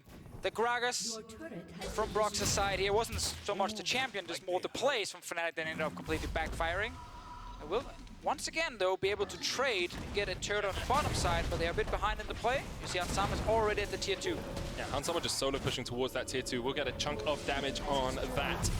Shouldn't be able to take it all the way down. Whippo's going to have the unstoppable onslaught available for him, so we'll probably just run up towards this lane to stop the Kalista if needed. Oh, he's just going to give it up, against it. Tower's going to go in the bottom lane. Caps has been engaged on, trying to Valkyrie away, doesn't have the package. Roxa on his way as well. Flash, Nature's Grasp, Maxwell flashes in as well, but Caps doesn't really have anywhere to go right now. Twisted Advance will be enough. How far he gets the kill? I think Fnatic actually thought more players were sitting, hiding in a brush near Hans Sama, seeing as they didn't want to rush in and try and stop him from taking the turret, and Caps stayed so far up in the bottom lane. But then you have multiple players actually walking out to just kill Caps, and he ends up looking a little bit like a fool. 15 minutes in, Fnatic are facing a 5,000 gold deficit. They're going to lose this mid tower pretty soon as well, unless they find some semblance of hope to defend it. And Misfits in such a strong spot. Here comes Mickey. 3,000 more gold on Hans Sama than on Reckless, but Reckless can still get a lot of damage down. Bates Core used, teleport coming in behind them as well. Here's Whippo, has that unstoppable onslaught if he needs to join the fight. Teleport comes in, Caps joins it. Mickey in that front line knocks up the Scion. You can see there's a lot of damage coming down here. Mickey just gets into the back of the Amstress, but how far he's going to fall? He was just tanking up Reckless for as long as possible. He will go down. Misfits still running away to the top side of this fight. Flash from Whippo is available. There's the packaging from Caps. Gets onto Maxwell, but Caps just about surviving up towards the side. Mickey down. Fnatic find a good fight in the mid lane. And Fnatic, they don't slow down. Even though they are at a 5,000 gold deficit, they continue to look for fights. Maxwell now being forced back as Fnatic continue the chase. Great push here from Fnatic as well. They're using Reckless in the mid lane to try and get the tower. It's actually insane this is happening. I can't believe they just want to fight against Misfits. 5k gold down. Your AD carry has nothing. Their AD carry is really strong with 5 kills. But I feel like it came off the back of poor decision-making from Misfits because they tried to dive this tower as Broxa had the stopwatch. This buys enough time for the TP to come in from Caps, so this ends up being a 5v4. And where can Alfari TP in? Away from the rest of the Misfits team. He gets isolated underneath the tower against 3 members, and it ends up just being like a 2v2 on the top side. The Caps is just winning for Fnatic. Yeah, Misfits had so much time to actually just walk back through the mid lane after that initial play failed under the turret. But of course with Alfari ending up under the turret, and then walking then into the Scion plus Caps, who's actually strong on this Corki, Fnatic win the fight. It's still a 3k gold lead for Misfits, almost 4k at this point. Now Rageblade is here. It was 5, now it's 4. It's still enough, Vedius. But I'm just they saying, have Rageblade. Is it enough though? Yes, it has to be. Otherwise it's a 3-0. I agree with you. If Misfits do not win from this position, I totally think that Fnatic will just 3-0 it. And Misfits have to show us they can translate an early game lead into a win, because against G2 last week, their mid game wasn't as strong as it could have been. They definitely slowed down a lot, and it feels like Misfits not focused around the last fight, but just when we get further into the game and they have to play in all 3 lanes, they kind of don't coordinate between all 3 of them. It's all individual plays happening left and right. Now they're trying on the bottom side. Whippo, seeing if he can escape from this one. Hans Sama just putting a lot of spears into the back of that Scion. And he is going to get taken out. Mid lane, the fight goes on. Hylissang dead. Whippo not able to do anything in the bot lane with his passive. Alfari goes down in the mid lane as well. 3 people just died. Yeah, I'm not sure what happened in the mid lane. Come on, play-by-play, get to it. Like, the kill bot lane was easy. And then something happened in the mid lane. Yeah, so Fnatic found themselves 1 kill, whereas Misfits found themselves 2. It was Alfari that ended up dropping 2 Caps, who finds his actually first kill of the game. but they ended up shutting down Hylissang as Misfits now set up for this mid-tier one. Obviously another fight there, yes. 1-for-1 in the mid lane, but doesn't Did he matter. flash into a wall? Hex flash. Bottom side. Hex flashed into a wall. One thing we You have do to that highlight, sometimes. guys, about the last fight that happened, the Misfits actually lost. While they had the big goal lead, they were only sitting on a bow from Hansama, and when he actually went back, he got a Rage Blade. Yeah. So a lot of that gold was not spent in the last fight, very and true. now they have that huge spike on the Callista, and we get the big difference between the AD carries. They're running out of turrets to kill, however, so it's gonna soon be Infernal Drake into Baron focus, but you have Callista, so that's not a problem for you. And this was the period in time that you were talking about just a second ago, Deficio, where we often see Misfits slow down because the map is so open right now for both sides. And while Misfits do have the tower lead, sometimes when they're trying to play around the Baron or play around these neutral objectives or set up the side lanes, they don't seem as coordinated. And right now, they have their Callista pushing out bot. They're likely setting up for the Infernal Drake that's about to spawn, but because they don't have pressure up top, they're now being split up again and they might lose that control. Yeah, this feels like the kind of game where it's almost impossible to fully slow it down just because Fnatic will then force a fight on you. They're not waiting, they're not sitting back doing nothing. It's less focused then on, oh, what is the perfect setup with, you know, the beautiful vision into fancy minion waves being stacked. It's more like, are we ready to fight? Can we win the fights? Do we have the mechanics? Do we have the synergy to 5-on-5 Fnatic at all times? It's how the games have been played out so far. This one has gone in favor of Misfits, but last one was in favor of Fnatic. Now, Misfits had to group up as 5 there. Whippo had teleport, whereas Alfari didn't, so Whippo got a little bit of time to chip away at that top lane tower, while Misfits did get the Infernal Drake for themselves. 45 seconds before Baron spawns, Misfits will want to get vision control around there. You can see they've got 6 control wards in their inventories. So I do worry, Deficio, how early Misfits can actually force Baron, because you'd think that where they're 3-1-3 Kindred and 6-0-0 Callista, you would take that Baron relatively quickly, but that's still a Trinity force with a BF sword onto Caps. He will likely have the package relatively soon, with Broxer on the Gragas and Whippo on the Scion 2. In that enclosed space, that could be a big avenue for Fnatic to actually win a fight. Yeah, I think the problem for me is lack of armor on Misfits' side. Especially because the tank is the guy who's sitting in a side lane, bot lane, with teleport, so no one can actually stop the Baron and sit in front of the Baron for long enough to then be healthy for a fight. And that is something Fnatic knows, and they can use this to kind of force Misfits into choose between starting Baron or simply not doing anything other than looking for a pick. Luckily for Misfits, I think they have enough tools to just force the fight there.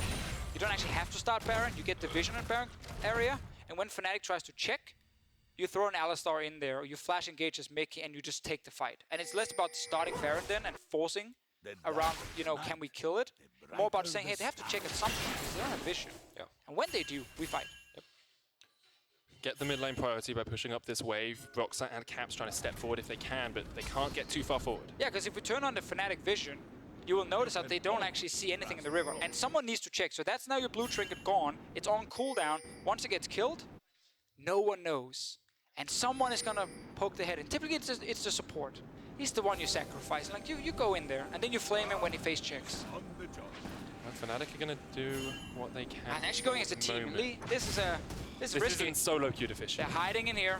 Hylissang. We've seen this before though, Deficio, and the last time Hansama and Mickey did this. Use the package, here's the Fate's Call. Maxwell coming in from the top side as well. Teleport used by Misfits. A superb collapse onto Caps. Hansama just about survives. And that's exactly what we just said. Don't start the Baron. No need to take the damage. Just wait until they have to walk into that river to figure out what's going on. And then you find the engaged. Mid lane is now gone. Alfari is here. He can actually stand in front of the Baron. And now you can set up a nice play. Fast. You got the spears. There's no way Broxer can steal this. He's not even going to look for it. Fnatic are backed up. Misfits will secure the Baron. 22 minutes in. They lead by 6,000, almost 7,000 gold. It's such a strong position for Misfits to be in. And that was just the perfect play around the Baron. Exactly what we want to see from Misfits to make sure this series will go a lot further than just a 3-0. And it's a big difference from the Hansama of last week as well, because we think back to him diving underneath the tier 2 tower against G2, trying to go for the hero play, ends up giving away his life. He tried multiple times with a big lead to create opportunities that ended up backfiring, but this time round, it worked out because he coordinated well with his team. Maxwell was moving up through the river, Alfari instantly teleports in, and while Caps almost gets the kill onto Hansama, overall it ends up being a Baron in favor of Misfits. I really like the positioning in that bush from Summer and Mickey as well. You can see Caps just didn't expect him to be there. Now, 23 minutes in, Reckless has finally got that second completed item. Summer building up towards his third. Ardent sensor complete on Senkux as well, just to continue to buff up Summer on that AD carry. And you can never forget Max Lord. He has the Blade of the Ruined King alongside the upgraded Skirmisher Saber. Yeah, and I was asking for like a roaming pick from Senkux. I didn't get it, but instead I got 4 or 5 kills for Hansama in the first 10 minutes. And it wasn't even about roaming or jungle ganks. It was just playing that 2v2 in the bottom lane. And then suddenly a jungle shows up and it all backfires for Fnatic. So in this game here now, this Lulu is going to be super, super good because the correct member is fed. And you now have everything you need to protect Hansama. If he dies in a fight, however, your damage is more or less gone. Yes, and it's also really important to remember that things aren't completely over yet for Fnatic because the scaling option is still on their side. And the one thing that we did see Misfits sometimes struggle against versus G2 last week was trying to go for these final game sieges. Often Hansan would take just one too much poke, and then he ends up, it gives the opportunity for the enemy team to force an engage. And if Fnatic see that opportunity, they will not be afraid to force it. Now we see Mickey a bit too much damage. It's okay for the moment. It wasn't in the best of situations, but Misfits instead just want to go for this mid lane tower. Nature's Grass used as well from Akbari, trying to get onto the back line if he can. Misfits will get the tower. The root on Whippo, he's not in a good spot. Hylissang just about survives as well, but Hansama is incredibly low. Lamb's Respite used. Just the healing here for Misfits. Have to look at those bombs coming out from Caps as well, because one big one hitting onto someone can just chunk. Oh, he just turns it back onto Caps. It's done. And now Misfits can push forward. They know that Caps is dead. They can look for this inhibitor. Fnatic, they wanted to go for the re-engage. Look at that control ward near the mid lane. Whippo had TP and they wanted to create that flank, but he couldn't get back to base in time, and Misfits sprung way too early. Caps gets caught out of position, and now they're looking for their second inhibitor. Yeah, Caps wanted to be the hero right there. If he could flash in, get a kill for his team, and then still get out, Fnatic could defend and actually make sure the Baron buff didn't do anything. But now they're losing this bot lane tier 1 as well. Engage on towards Whippo with expected advance. There's the inhibitor tower going down. Misfits will get the inhib as well. Reckless sitting in good position to do a lot of damage on the back of this fight. A level 13 Tristana is not something to be sniffed at, but Whippo sniffed the wrong way. He's snuffed out by Misfits. Caps back alive. Misfits will just back away. They don't want to overcommit to this. Do they have any ultimates left available? Maxwell's is on cooldown. Alfaris is up soon. Fate's Call is there. Fate's Call is there. But I think they just need to disengage. Spend the gold that they've just picked up. No need to overcommit. Your Baron buff is about to run out. But Misfits secure themselves 2 inhibitors. Now they're very close to a 10,000 gold lead. Very successful first Baron for the team. Not only how they set it up, but also how they use it. This is the first play where Alfari, they wanted to zone them off the turret, they want to kill the turret, and then they can take the fight after. They almost kill Hylissang, but actually makes a nice little play where he steps to the side, dodges the damage from Alfari. And Caps, man, he's just like, I want to get in there, I want to carry this. But you can see that Whippo, he's going back to base, he's setting up for the teleport play, and they just want to keep the poke down, but then he flashes in, tries to go for that kill onto Mickey, instantly punished. Really good reactions there coming out from Misfits and Mickey. That enables them a kill and 2 inhibitors. 4,000 gold Baron power play. Only 25 minutes into this game, we have had 20 kills. Misfits, when they get first Baron, are always the winning team, apart from that one time. And it always feels bad when you're a Gragas at 26 minutes into the game and your only other item is a Zhonya's Hourglass. One of the frontliners that you're relying on right now has definitely struggled so far in this game, and a lot of that comes off of the early playmaking that Maxwell has set up for his team. This entire game all comes down to the first 10 minutes going so heavily in Misfits' favor. Just like it did for Fnatic with the first few ganks in the last one, so both teams are kind of trading. You know, wherever the jungler goes for the first gank, it just backfires. Don't do it. Don't be the first jungler to gank in this series. Next game, we're just going to have a 40-minute nil. No one will do anything. Never go for a gank, but Misfits have that Baron up in just a couple of minutes' time as well, with double inhibitors down there, pushing in this top lane, looking to equalize this series against the reigning champions Fnatic. And just by getting the double inhib on the first Baron, once again, just makes it impossible for you to not continue to pressure and actually close out the game, because you have all the tools you need. Typically, if teams can defend inhib turrets for a long time, they can keep scaling onto 3-4 items, but not in this game here. Misfits actually now taking a lot of damage. I was going to get stunned up here as well. Misfits have to do something about this, because the Glacial Shroud, the Lamb's Respite, sorry, will keep him alive for the moment. Glacial Fissure was used by Hylissang as well, and Fari has to back away, does have to teleport if he wants to rejoin his team. Very surprised this happened. Caps was just bot lane, killing the wave, and Misfits didn't really manage to step forward. The problem with it right now, if you look at the minimap, when this wave is crashing at the turret, the other two in mid and bot are not threatening the in-Nexus turrets. So they don't actually force Fnatic away. They can still sit here and defend. But I don't think they care too much about being able to hit that inhibitor tower right now, largely because their whole goal is to maintain vision control around the top side of Fnatic's jungle, because with the Baron spawning in about a minute, they still have the inhibitors broken, but okay, they're just gonna hard commit. Use the TP to try and hard commit to this, but the wave play from Fnatic is very strong. I don't think they can. There is too much wave clear on the side of Fnatic. I think you just have to play towards the Baron. Well, they did get a bit of damage on the Nexus turret this time around. Not for that long though. Alfari still with that frontline tank for Misfits. Against a Corki, against a Tristana, against an AP Gragas as well. Those waves are melting. Baron up in 20 seconds though, so as you say, Misfits have the vision control around it now. Exactly, they know there can be no wards for Fnatic other than blue trinkets behind them now. They're forcing it though. Going for Nature's Grass use. Mickey uses the Hex Flash across the tower as well. Whippo's the first target. Robson knocks into Hans Summer, but Hans Summer just going to put the spears in the back of the Gragas. Good knock up onto Hans. Whippo there, Mickey in the midst of it all. Reckless, still full HP. The base core used. Hans Summer able to survive it against the zombie Whippo. Reckless decides they're going to give up the third inhibitor. He's clearing out the waves as they push towards those Nexus towers.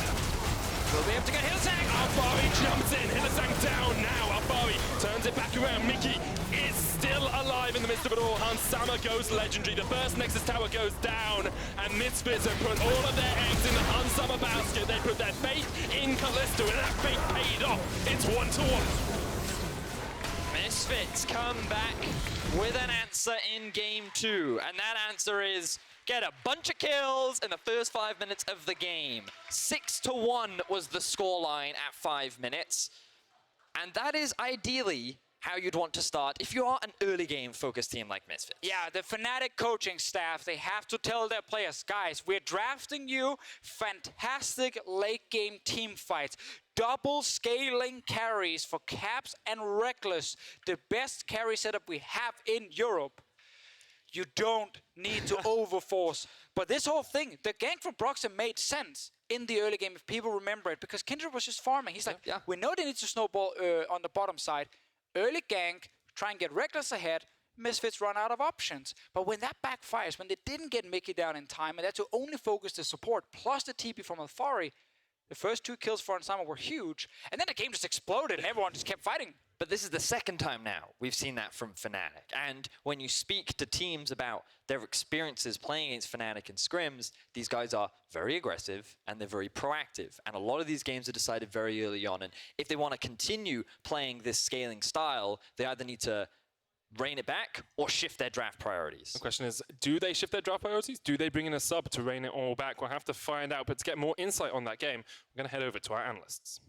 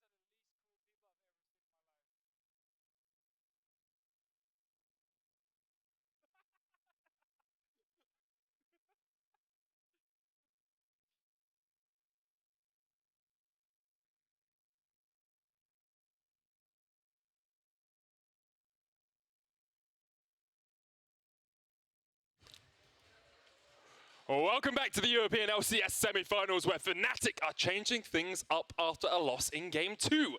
Soaz is in, Whippo is out. Whippo is the problem. That's the issue Yep. here. In a best of 5, it makes sense to create these differences, these changes. Curious as to what differences Soaz will bring, because I think that so far we've identified that what Fnatic's current issue is that they're being a little too proactive. Yes. And maybe Soaz is the man to say, lads, let's calm down. Gentlemen, I think that is probably what he's going to bring, based on communication. Whenever Whippo is playing, we've seen him try and kill everyone That's all true. the time. Doesn't matter if he's top or bot lane. Source is very different. So there's a chance it will, be a voice of reason in game that Fnatic definitely needs after Game 2. does that imply that they're going to go for these more scaling drafts once again? Like, we've seen them go for heavy team fighting early on, even with 2 scaling carriers, like with Cassio and with the Tristana and the Corki. I have no problem with them drafting scaling. Yes. As long as they don't overforce plays. Make sure it's Misfits who needs to be proactive. Make sure it's Misfits who needs to execute the early game properly and not actually be the one yourself to force the engages. And I think that was just a big problem for them last game. I think that's what the coaching staff will also identify. But they are on red side now. They selected red side for Game 3. They took blue side in Game 1. So there is a chance we get just a completely different setup for them where it's no longer about scaling, because now they can counterpick for multiple people. They can also look to prioritize things like the Skarner themselves. Sejuani is something that they've banned a lot. They're going to keep that with the same. A Kali ban on blue side implies that Senkux doesn't play it, and they still don't want to put it in the hands of Caps. Now the question is, what is this final ban from Misfits? Oh, Skarner. they're actually just going to continue with it. I mean, so first pick wise, they can go for Alistar if they can. want, which is a huge pick for Mickey. He was fantastic on it in the last game. And you can go for that Kalista Alistar bot lane again, which in the 2v2 has worked out perfectly fine for them, but in Game 1 they didn't get the leads. In Game 2 they got a monumental lead. Could they look to try and repeat that in Game 3? I think if you're Fnatic, though, are you that scared of the Kalista Alistar bot lane? Because the lead came Apparently, from yes. ganking the bot lane. Obviously you are. You're going to get rid of the Kalista So here. this leaves Olaf open. That's what Fnatic banned in the first 2 games, respecting what Maxdog could potentially do on this champion. They just took his Tristana. Wow, they actually picked it away. So if I recall, last year, Tristana was something that Hans Sama actually played a fair amount of. Yeah, it yeah. was one of his comfort champions. So I don't think he's unfamiliar to it, and it will force Reckless onto something else. Maybe this is where we see the Sivir come out from Reckless, or maybe he goes for something a little bit more aggressive. Well, you Yes. got it. I've It got to is be the honest, Tristana. it's not a hard prediction. No, it's true.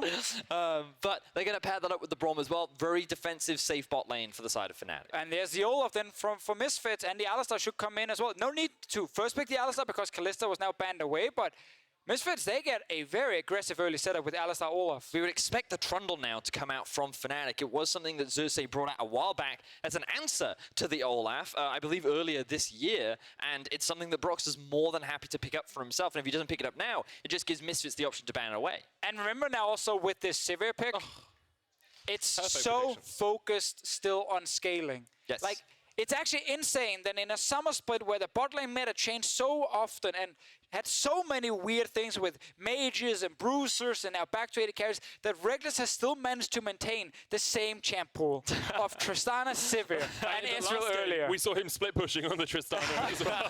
It's actually crazy. I need to see if this will hurt Fnatic a lot, because again, this Sivir pick, you don't pick it to try and fight a lot in the early game. And Alistar is super good against Sivir because she can't spell shield a combo. It will block the W and then you get hit by the Q. That's true, Defisher. That is very true. However, the advantage that Fnatic now have is that Caps can get the counter pick. And in Game Yes. 1, he had the Cassio, but he didn't have a favorable matchup into the Orianna, even though he played it very well. He then had to blind pick a Corki in Game 2, but now, with them putting a lot of focus bans onto some of his safe, just utility mid lane champions, they can force him onto something that he might have to be a little proactive on, and then Caps can look to build advantages in lane. And I want to highlight something like a Yasuo with a Trundle is a thing. Yes. But then you ideally want some magic damage from the top fun. laner. Yeah, It's not a thing this game. All right, It's they not a do thing. LeBlanc, ban though. away. LeBlanc is also available, of course. The Wukong is still here as a Yep. pick. He can go for, as his last pick here, Senkux having to blind pick. He did it with the Lulu in the last game. That's why it's banned away. Still got the Orianna as an option, Twisted Fate there as well, even an Aurelion Soul or something like that if we want to see him roam it down towards the bottom lane. Fnatic are going to pick their top laner here to keep that counter pick for Caps. They get the Cho'Gath, and now Misfits need to answer that top lane. Now, Fnatic should have a pushing 2 versus 2 in bot with the Sivir. So do we think the Misfits could actually look to pick a carry up towards the top side? Something that they tried a couple times in the second half. I don't think they have to. I think if you push as a Sivir, Alistar combos you. Of course. And then Olaf ganks you. And then Olaf ganks you, you just fight. Like, it's really difficult for Reckless to do that as long as Misfits have any sort of pressure. And now they have even more with the Galio pick coming in that can actually fly down to that bottom side as well. Like, I have a feeling that Reckless will be completely shut down in this game, and this Sivir pick will hurt him. He early picked it, Alistar was available, and now you have the perfect setup to just run him down. We have seen Fnatic hold out games, though, when Reckless has got And the that's Sivir. the win condition just again. Scale up towards that 4-5 item, the 500 CS Sivir. There's the Scion and the Galio. Misfits, once again, most of their damage is going to come from Hans Summer on that Tristana. I feel like there's a high probability of seeing the... we could see the Corki again. Yeah, good Corki again. Whoa! What? That's a Vayne mid lane! Into a Galio? I know I made the statement before that Caps can play everything. I did not expect a mid lane Vayne to be a thing. That's crazy. So Okay. I can understand how in the 1v1, sure, it makes sense. At early levels, you're hard going to lose the push, but the moment you get played at the Ruin King, it's going to be very difficult for that Galio to even approach the Vayne. That's a Vayne mid lane. Yeah, but it's Still scaling. And that's the thing for Yes. Fnatic. If you try to force too many plays early and it backfires like the last game, you probably lose this game before Vayne can even do anything. like this Olaf can just run over so many members of Fnatic as well once he gets that ulti. And you pair that up with the Galio that can dive onto the backline. You've got the Sion ulti engaged too. And there's more than enough damage with the Tristana on the backline. Let's see here. With Source in the lineup, can Fnatic go towards the late game? Yeah, but even then, I don't think that it's about, like, sure, we want Fnatic to obviously slow down when you've drafted a Vayne, but can they even stop Misfits from just snowballing this game? Exactly. Because they have the Galio, they have that roaming Just mid. don't make it easy for them like you did in the last game. But it's Olaf, plus you also have a Galio. I feel like bot lane, they can easily set up dives if they want to. I will highlight around the mid lane. Once you hit level 6 on this Vayne, you have some options. Well, we've got Draker standing by with Hussein Moosefeet. Let's check in to see what he has to say.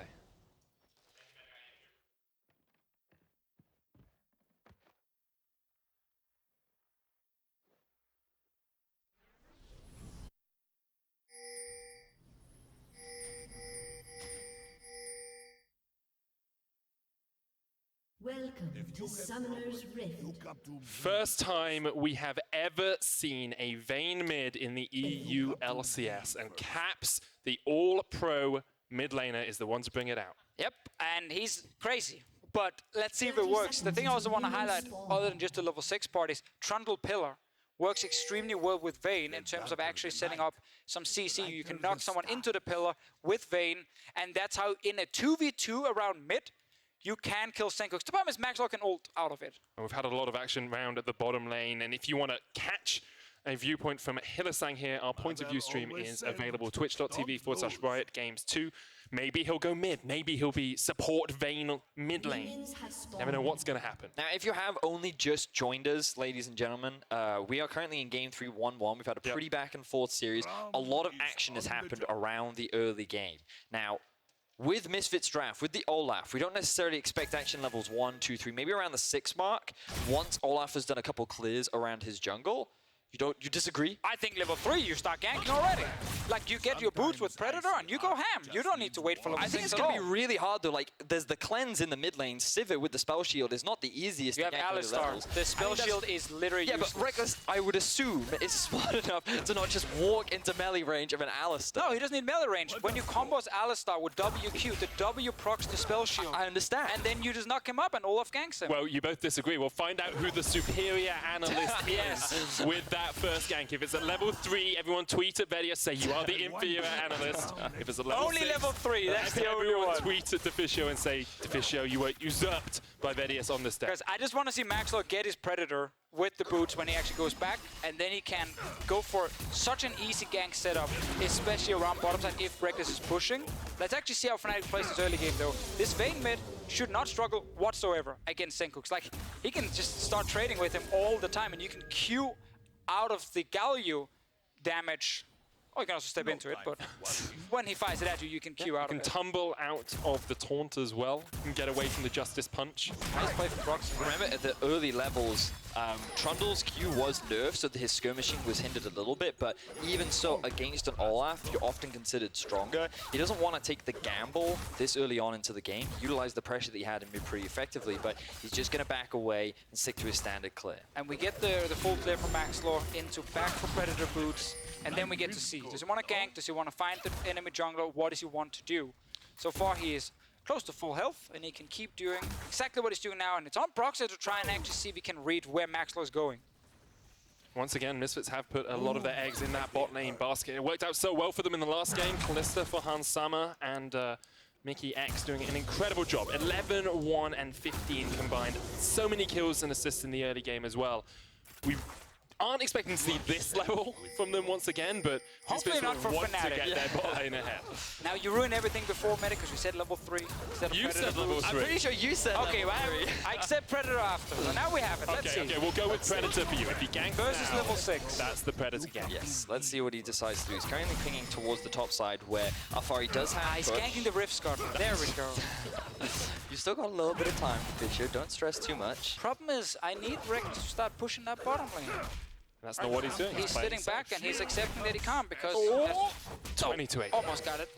But this is what we mentioned in Champ Select, how it can actually be really difficult to start pushing if you feel like you're gonna die. Yes. It's like, okay, then I just don't push. And Reckless' job, unlike the last game, is not to try and fight early game. He's so scared. Well, he's just trying to play a little bit safer. It was their weakness in game 2. They brought in Soaz, maybe a little bit of a calmer voice on the team. Also remember, in draft, they could have locked the Alistar in for themselves, but they actually went for Sivir intentionally, knowing that Mickey has played Alistar every game so far in this series. So they voluntarily picked themselves into this losing matchup. Fortunately for them, Caps is doing very well in the mid. Maxwell's tried to gank mid now for a while, but it's double warded, so he said, okay, fine, I'll wait for the Raptor camp, because Caps also just walked away from the lane. So he really wants to actually be proactive, but he's just not allowed yet by Fnatic. So it's trading onto Alfari in the top side. Caps with the condemn into the wall. There's the Justice Punch though. Caps not in a good spot. Flashes, claims you're it, dead. but you cannot get away from Senkooks today. There's first blood to Misfits, and now Boxer is in very bad shape. Has to flash away. The Winds of War will chip away at his HP. You're Vayne. Yes. I don't think you want to flash forward and try and kill the enemy before you even have items or a level 6. There's your early gank though, Deficio. I guess it counts, but Max was like, great, this is what I needed. You know, it was funny because just in between games we were talking about how Misfits put all the eggs in the Han Summer basket, and we joked about how it was kind of like Fnatic putting the eggs in the Han Summer basket. And here we see Caps, again, trying to go for this play where they think they can win this 2 versus 2, and you can see the condemned setup, but you're just asking Senkooks to drop everything on top of you, and the moment you burn your Flash Cleanse on Maxlaw, it's very easy for Senkooks to get that follow-up and secure a kill. Yeah, and obviously gotta correct myself. He didn't flash in to condemn him. There was just a tumble forward, but he had to flash out right after. And yeah, Caps, I love that he wants to show something with this Vayne. I love that he's trying to actually carry on it, but that was too aggressive and he got punished instantly. And now he has no summoners mid. This is perfect for Maxlaw to make a repeat gank. His Predator is up and available, and Caps has just been slowly pushing this wave. He has no vision around the bot side. So now would be a prime time for Maxlaw to repeat gank once he's got some mana and spend some of his gold. So let's see if he wants to do it or not. Once again on the bottom side, which could have been an opening, Reckless has not pushed the lane. He's tried to play it super passive to avoid getting engaged on, and that's why I guess Maxwell looked towards the mid lane, and by Caps going aggressive, he got what he needed. Oh, starting Ocean Drake here. Someone knows they're there. Senkooks has the level 6 as well. Reckless is running back from base still, and Sama's already shoved. This is a really weird start. There are also no teleports for both top laners. Senkooks does have his ulti available, but after recognizing that Fnatic couldn't go for this, Misfits just going to disengage, and now Maxwell heading up towards the top side. Senkuk's on his way up there as well. Has that hero's entrance to level 6. Maxwell building up towards his ultimate as well. It's a 1,000 gold lead for Misfits. 7 minutes in a very good spot. Across the board, pretty even in terms of CS. Only Maxwell and Senkuk have that slight advantage. Now, they know that the red buff is just spawned. Maxwell has an idea that it is starting, or something to go to contest, but Trundle already secured that one, and will only get a bit of deep vision off the back of it. Will they go for a dive now? Level 6 for Maxwell. No summoners on Caps. Mickey is around as well. Oh, they have their eyes on Caps. They want to You can tell they want to go for this dive. Mickey has the flash for across the wall. Caps has the final hour. That Vayne ultimate can go invis underneath the tower. It can be very difficult to catch him out properly. Fari's moving down as well. Like, everyone is suddenly looking towards Caps. He knows. He's like, uh-oh. Smart play from Caps, though. It's back all the way away. But now he has the problem as Vayne, where again, you have absolutely no push. Like, you take so long to kill a minion wave, and Senkuk can kill it almost instantly. So you're just gonna keep sitting in a situation where if you have a 1v1, you can win it. But the enemy team will not give you a 1v1. And now Misfits very quick to take advantage of the lack of pressure mid. Sivir underneath her tower means that they can just go and secure their first Ocean Drake of the game. Love the way in which Misfits are utilizing this early pressure so far. And they've got a pretty healthy early game gold lead. Good bottom lane here. Reckless is all alone. Galio ulti, keep your eyes on it as well. Oh, they're actually going towards the blue buff. Gonna face check in towards Mickey. They know he's there. Hansama jumps forward. Mickey able to get the stun off on Hylissang as well. And it's gonna be the second kill of the game for Misfits. They get it in the Fnatic jungle. And right now, Fnatic are just not aware of where everyone is moving on the side of Misfits. That dual lane have been missing for a while, especially Mickey had been roaming around the mid lane, and Hylissang just walks through his own jungle, being like, yeah, sure, they're probably not here. They're all in base shopping at this point, but I mean, where else could they really be? If they're not in your mid lane or in the bottom lane, they're probably in your jungle. And now it's Misfits having a very clean, very well-played early game, and kind of what we expected. Fnatic aren't trying to force a lot of fights. They're being forced to play on the back foot, given they have no pressure top, they have no pressure mid, they have no pressure bot. Yep. And Misfits are just utilizing this pressure to secure an early Drake, get themselves an early blue buff, and like, the thing is, you kind of want to see Olaf keep up this pressure, and I think the next step for Misfits, assuming you agree with me, Deficio, is to play towards this bot lane. Utilize the Always Galio agree ulti. with you, mate. I 100% agree with what you said. At this point here, though, if you are Misfits, it feels like they have so many options. Because they have an AD carry who's ahead right now. The Vayne needs a lot of time before she's super scary, and you have this Galio ulti. Like, you can just leave the lane if you're Senkuk. You don't have to play 1v1 against Caps. And Fnatic right now, just when we said we want to see them slow down, Caps jumped into that first fight and just died instantly. See what happens bot lane now. They're finding Mickey. And Mickey is going to face check towards Hylissang, and Reckless blocks it on his way as well. Mickey uses the headbutt to try and get towards a minion, knocked back with the pillar, but Fnatic do not know where the Olaf is, so they don't want to go for a full fight. Also, Alfari could have joined with the unstoppable onslaught. Yeah, always look for the Sion to go towards the bottom lane or the mid lane after a recall. He's heading back top though. Maxwell will show himself, also kind of giving away that Alfari is not up there just yet. Fnatic though trying their hardest to get towards the late game. Yep. And it's usually 2 items, I would say, for Vayne. Blade of the Ruin King, Rage Blade. Oh yeah, go for sometimes. Ooh, Maxwell has spotted out Broxer. Better to use. There's the unstoppable onslaught as well. Alfari going to try and bend around this corner, but Broxer just flashes to safety. Okay, they force another flash right here. Another option is you go for Blade into Stormracer. It's also what we've seen quite a bit from Vayne, just because your 2 item spike then is super good. But the Rage Blade, while it is expensive, is of course still a fantastic choice. Now, observers, if we could quickly just pan over to bot lane and see how the tower is doing for Fnatic, we can see that Misfits have continuously pushed this 2 versus 2 in. They've slowly been chipping away at the tower, and Misfits have often gained a lot of deep vision control around the bot side of the map, but now they're actually trying to get a collapse onto Mickey. He has no ult. Caps is on his way down as well. Mickey looking for the knock, only lands on towards Reckless. He is stunned up. Galio turning this one around. The Galio comes in. Mickey's still alive. Reckless had to jump away. And Misfits did turn it back on towards Fnatic. Looked like Mickey was getting caught out here, but because of Galio, he knows he can just jump in. He gets both summoners now from Reckless, setting up that next gank, Vedis, you were talking about just before. It makes it even easier to go for play on the bottom side if they want to get another advantage. And again, because Fnatic have this scaling AD carry that can't push due to the threat of him dying, and then Vayne mid lane, the option for them to fight back is so limited. And some will even stop a recall here just to be annoying. Yeah, and it's interesting because when we think about Fnatic from the entire regular season, a lot of their wins came from early playmaking, a lot of skirmishing and fighting. And you look at the first 2 games and you think, huh, it's not different. They're going to fight quite a lot. But the difference is that their compositions during the regular season were never about scaling. They always had strong early to mid-game spikes, but with the reintroduction of Reckless, he's still sticking to his style of these scaling AD carries. And we know that if Fnatic gets late-game fights, that's when they're at their scariest. But they're going up against one of the best early-game teams in the league. The 9-0 Misfits, where they found all those wins, was being proactive in the early game, finding early-game leads, and largely having a winning 2v2 bot. Now, this is the first game where we see like much calmer early game, but Misfits still building those leads and looking for more plays. Caps just used Tumble and he's going to try and ult away. The final hour does come out, hits the face with the Winds of War as well. He did no damage. Yeah, he doesn't really do that much damage when you're only sitting on a recurve. That's true. Now he's going to try and defend his turret. We'll be able to just take the wave once again, but a little bit of damage gets onto his turret every single time, and he's not able to have any impact whatsoever. This bot lane turret will die very quickly. The Storm Racer Tristana will eventually take it down, and then you have that problem where Mickey can start roaming everywhere on the map, and it's really hard for Fnatic to follow and actually fight them.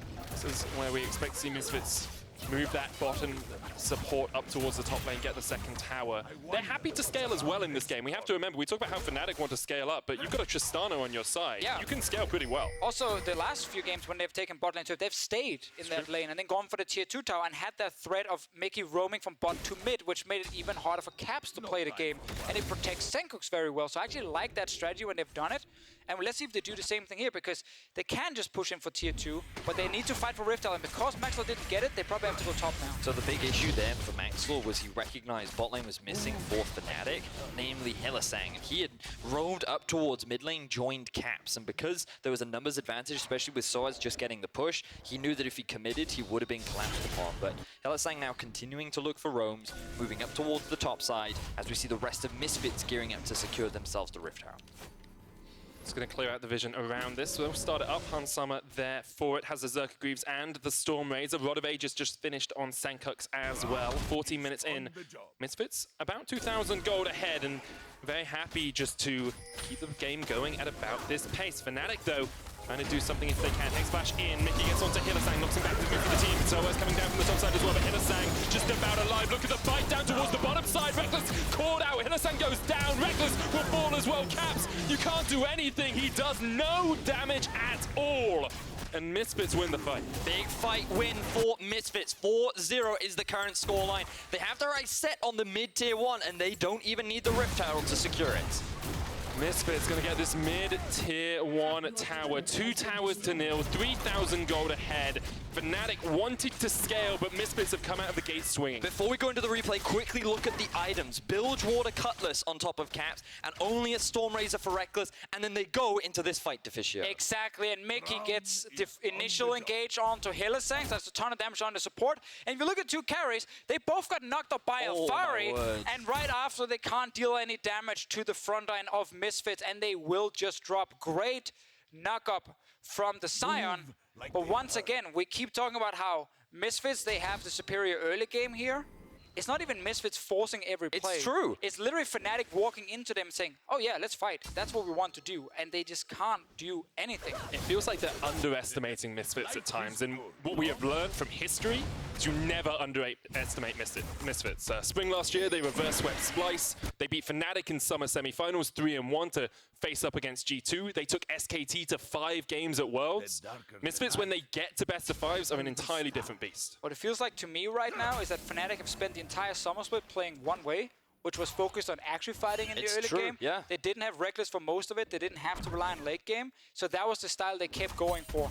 But now with Reckless, they're drafting more for late game, and they're not changing the mindset of how to play the game. But we heard from Till and Falco, this was their best week of scrims. This was something they came into the week feeling extremely confident, but we then did hear from Youngbuck that he said that we haven't played against this team at all recently. They have unique style, and Reckless now being forced on the back foot once again. Yeah, you can see the tweet from Young Buck. We may have had our best scrim week of the entire season, but there's always an uneasy feeling when you're playing against a team you haven't practiced against, and here comes the fight in the bottom lane. Hero's entrance used, so as tanking up the tower. Caps in the midst of it all as well. Double taunt. Alfari and Senkus are just too tanky. One will go down. Alfari's still alive. Caps tanking up the tower now. Boxer needs to reset that aggro. Alfari looking for the decimating smash. Lands it. Flashes away. Caps won't be able to get the kill because Alfari will run away for the moment. But this is what Fnatic need. They need kills onto Caps right here. It took some time before they actually shut down Senkooks, but they also get the bot lane turret now. Yes, they lose top, but you're already behind, and you need gold on your carry in the mid. That's why you grab this Vayne, so that he can be a huge carry. And I think that because Caps wasn't focused in that fight and he was just free to dish the damage, you could see how the damage from his True Bolts combined with the Blade of the Ruin King over a period of time quickly shreds through those tanks. So if you're stacking a lot of HP, you can see how Caps, he's just not touched in this. Soaz is tanking the majority of the damage. Broxer avoiding some of the front line. Really good pillar there from Broxer as well to get interrupting on the E from Senkooks, but he then just melts from the side of Caps. Soaz tanks the entire tower during that duration, and then Alfari with a good flash here enables him to get out with the ult. Yeah. Good supple round from Fnatic. We can see how long it does take to take down those tanks. Alfari even surviving at the end. Summer's now gone Static Shiv, second item on the Tristana. Talking about items, people will see the stopwatch for Senkooks and ask why didn't he use it? Well, he didn't actually have it in the last fight. He bought it after. If he had it right there, it could have been huge for him, but not the case. Fnatic knew that to actually shut him down. Misfits still in the lead. Fnatic have opted into a lot of fights. It's backfired so far, but that doesn't mean the game is over for them. We keep mentioning it, but if they can get kills on Caps and keep going late into the game, it is in their favor. But Misfits have all the tools to start playing around Baron soon. They have to engage to force team fights. The thing is, let's think about these late game team fights, because one of the big things we talked about for Fnatic in the last two games was they have Tristana, they have the late game. Now it's in the hands of Summer, who's 2-0-0. 18.5 minutes into the game, he's on 2 items.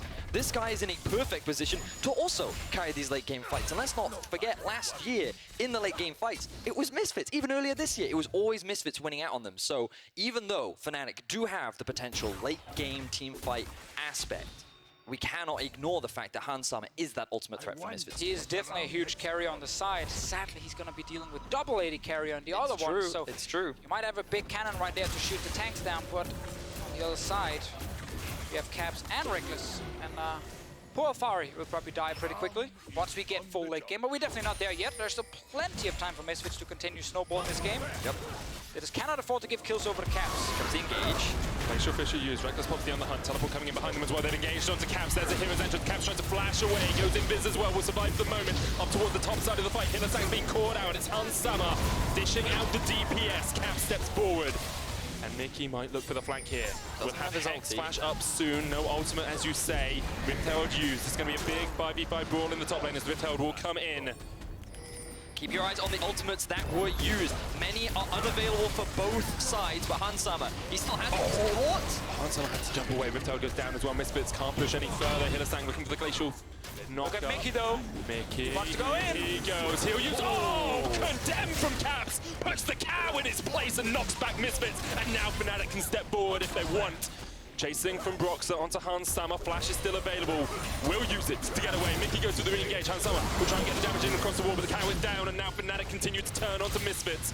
Summer can put a lot of damage down in this fight if he can just get the time to use those rockets. But it's Fnatic winning the fight at first here. A long fight around the turret. Max Lore. They take a lot of damage. Concussive blows coming out. Senkooks lands the 2-man taunt, but Caps is still there. Justice punch. Caps surviving through it all. Reckless tanks up the tower for his teammate. So is coming in from the bottom side as well. Decimating smash will lock him up. He just needed one more tower shot. Summer jumps forward. That's it. Summer has the reset. Summer, you can tell he can taste it. You can tell he wants to go for it. Alfari coming in behind them all now. Here is Senkooks. Alfari posts it. Unstoppable onshore slut shut down onto Caps. The second kill comes out as well. And after a prolonged fight in the top lane, Misfits come out on top. What a ridiculously long fight that Misfits end up coming out on top of. 3 members are dead for Fnatic, and now the Baron is alive. Max Lore's about to respawn. They're kicking it off. Here we go. Misfits, 21 minutes in. We saw them do this in the last lane. They're going for it once again. They do not have the Kalista or the Cho'Gath this time. They don't have the secure potential. Hylissang's trying to spot him out. It's just Hylissang right now. Broxah is running from base. Source will join him now, but this Baron, it's going down. Can Broxah get it in time? Flash is available. People are getting far alone, but Fari can tank it for now. Here we go. Glacial Fissure used. Broxah has the flash spotted out on the ward. 3,000 HP on the Baron. Misfits want to secure it. Fnatic looking for the flash in, looking for Broxah to make the big play. Hylissang jumps across. The Baron goes down, and Misfits get it. Hylissang will probably sacrifice his own life for it, but that is well more than worth. Beautiful play from Mickey, giving his life for the team. Baron ends up being secured for Misfits. This is where the fight all starts off. Man. Remember that all the ultis were pretty much unavailable because a little skirmish had happened before this. Caps with a really good condemn denies the re-engage from Mickey, and this is where they have to start retreating because Hylissang gets caught out. He doesn't have the rocket jump. He's forced to flash. Mickey says, oh, I can get on top of Caps. We can win. Oh, no. He ends up dying extremely quickly. 5v4, Fnatic on the chase. Yeah, still a lot of HP and Maxlor and Singles here to continue the fighting. Fnatic are calling for a tower dive. After already dropping low from the first engage, they still think they can get more. And while they get the kill onto Maxlor, they're still fighting under this turret this entire time. We're only 20 minutes into the game. It's kind of crazy. And with Source here, he actually dies. He almost gets knocked in with the bomb into the rest of his team. Yeah, so close. But just on the side here, and now it's a good TP coming in. And the ulti from Alfari is ready. And that's a bunch of kills. Fnatic win the first fight, aim for a tower dive, then lose and give up the Baron. And they could have pressured the Baron themselves. Remember that many members of Misfits were forced low. Hylissang would have had to go back to base. Mickey was dead, but instead Fnatic chose to go for the dive, and that ends up biting them. And now Misfits sieging onto this tier 2. Misfits, they keep showing us they can definitely match anything Fnatic throw them here in the mid game. They're ready to take these fights. Summer's picked up the kills, and Mickey on this Alistar is always threatening on the side. Just so amazed by the transformation from Misfits. 2 and 7 in the second half of the split. They 3-0'd our former finalist G2, and now they're looking to take down our reigning champions Fnatic. Alfari goes gold, and Fnatic pushing forward with the fight, but they just can't find it at the moment. Did not get him into the trundle pillar right there. He ended up stepping just to the side. This mid lane turret is very low. Maxwell is pushing up a massive wave. Top lane, someone needs to go answer him if he stays. Waiting for the Unbreakable to go found from Hylissang. There's the tower. Maxwell has been answered by Caps. Engaged from Mickey, but it's onto the Cho'Gath. Caps puts some damage down onto Maxwell. Up towards the top side of the fight, you can see. Ultimate used from Caps as well. Final hour has been popped by Caps. Maybe thought he could take down Maxlor, but unable to do it for the moment. Fnatic still defending. They still have that scaling if they can hold on to their inhibitors. No interest in the Drake right now. It's been up for a pretty long time. It is that Cloud, and Misfits, they just want to continue the siege. They still have at least a minute left on the Baron, but it's going to be hard as Fnatic look to try and go for re-engage. Doesn't land. Rage Blade is ready for Caps, by the way. It's a huge thing. Has the Blade of the Ruin King as well, looking for those extra shots. Get so many more of those silver bolts out on the Bane if you get that Rage Blade stacked up. And last game when Misfits got that early Baron, they took 2 inhibs with it, and it was like game over. Fnatic could not defend. This time, with the Baron, the base is still alive. Fnatic did not lose any inhib turrets. And now they can keep stalling. Sivir, while she can't properly fight right now, she can still kill the minions. Misfits also lost a huge minion wave that was building up towards the bot side, and look at how much damage Fnatic got onto this tier 2 tower. Misfits now trying to regain control over their side waves, but very little gained off the back of this Baron. Okay, while they've backed away, let's have a look at exactly where they are in terms of items. Sonya, Rod of Ages finished on towards Sankux. You've almost got 3 items on Hylissang as well. Misfits a 5,000 gold lead at the moment. They need to translate that into these inhibitors. Well, for Misfits, while you do want to look for another fight now, getting to Caps is a bit difficult with the mobility and cleanse, but Reckless is still an easy target for you. But I do think the Reckless on the Sivir provides you with the 500 CS win condition. Yep. He has so much wave clear on this champion that sieging for Misfits is going to be extremely difficult. And I think they either have to do one of 2 things. Number 1, wait for the next Baron to spawn, or 2, they take a gamble. They go for a dive. They try and get a one-shot onto Reckless or to Caps and then turn it into a team fight win. And I feel that the safer option would just be to wait for the next Baron to spawn and then maybe look to force another fight. But then Caps on his 2 items, maybe that's the situation that Fnatic have to come back into. Oh, let's see if they can fight them here, maybe.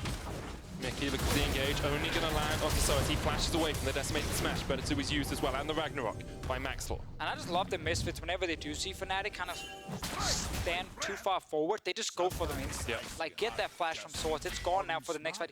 You can actually focus down the tank if you don't want to try and go for the back line. Fnatic, again, trying to just stall for as long as possible, but they put themselves in a tough, tough spot, seeing as they kept fighting much earlier on in the game for no reason. Now though, if you are Misfits, you are still having that conversation we just had. Okay guys, like, do we feel like we need to force something right now? Or can we just wait for Baron? We'll get full vision control. We have 3 items on Hansama. We know we can just start it. And that's kind of the decision for them. 2 minutes until Baron spawns. There's that Infinity Edge for Hansama.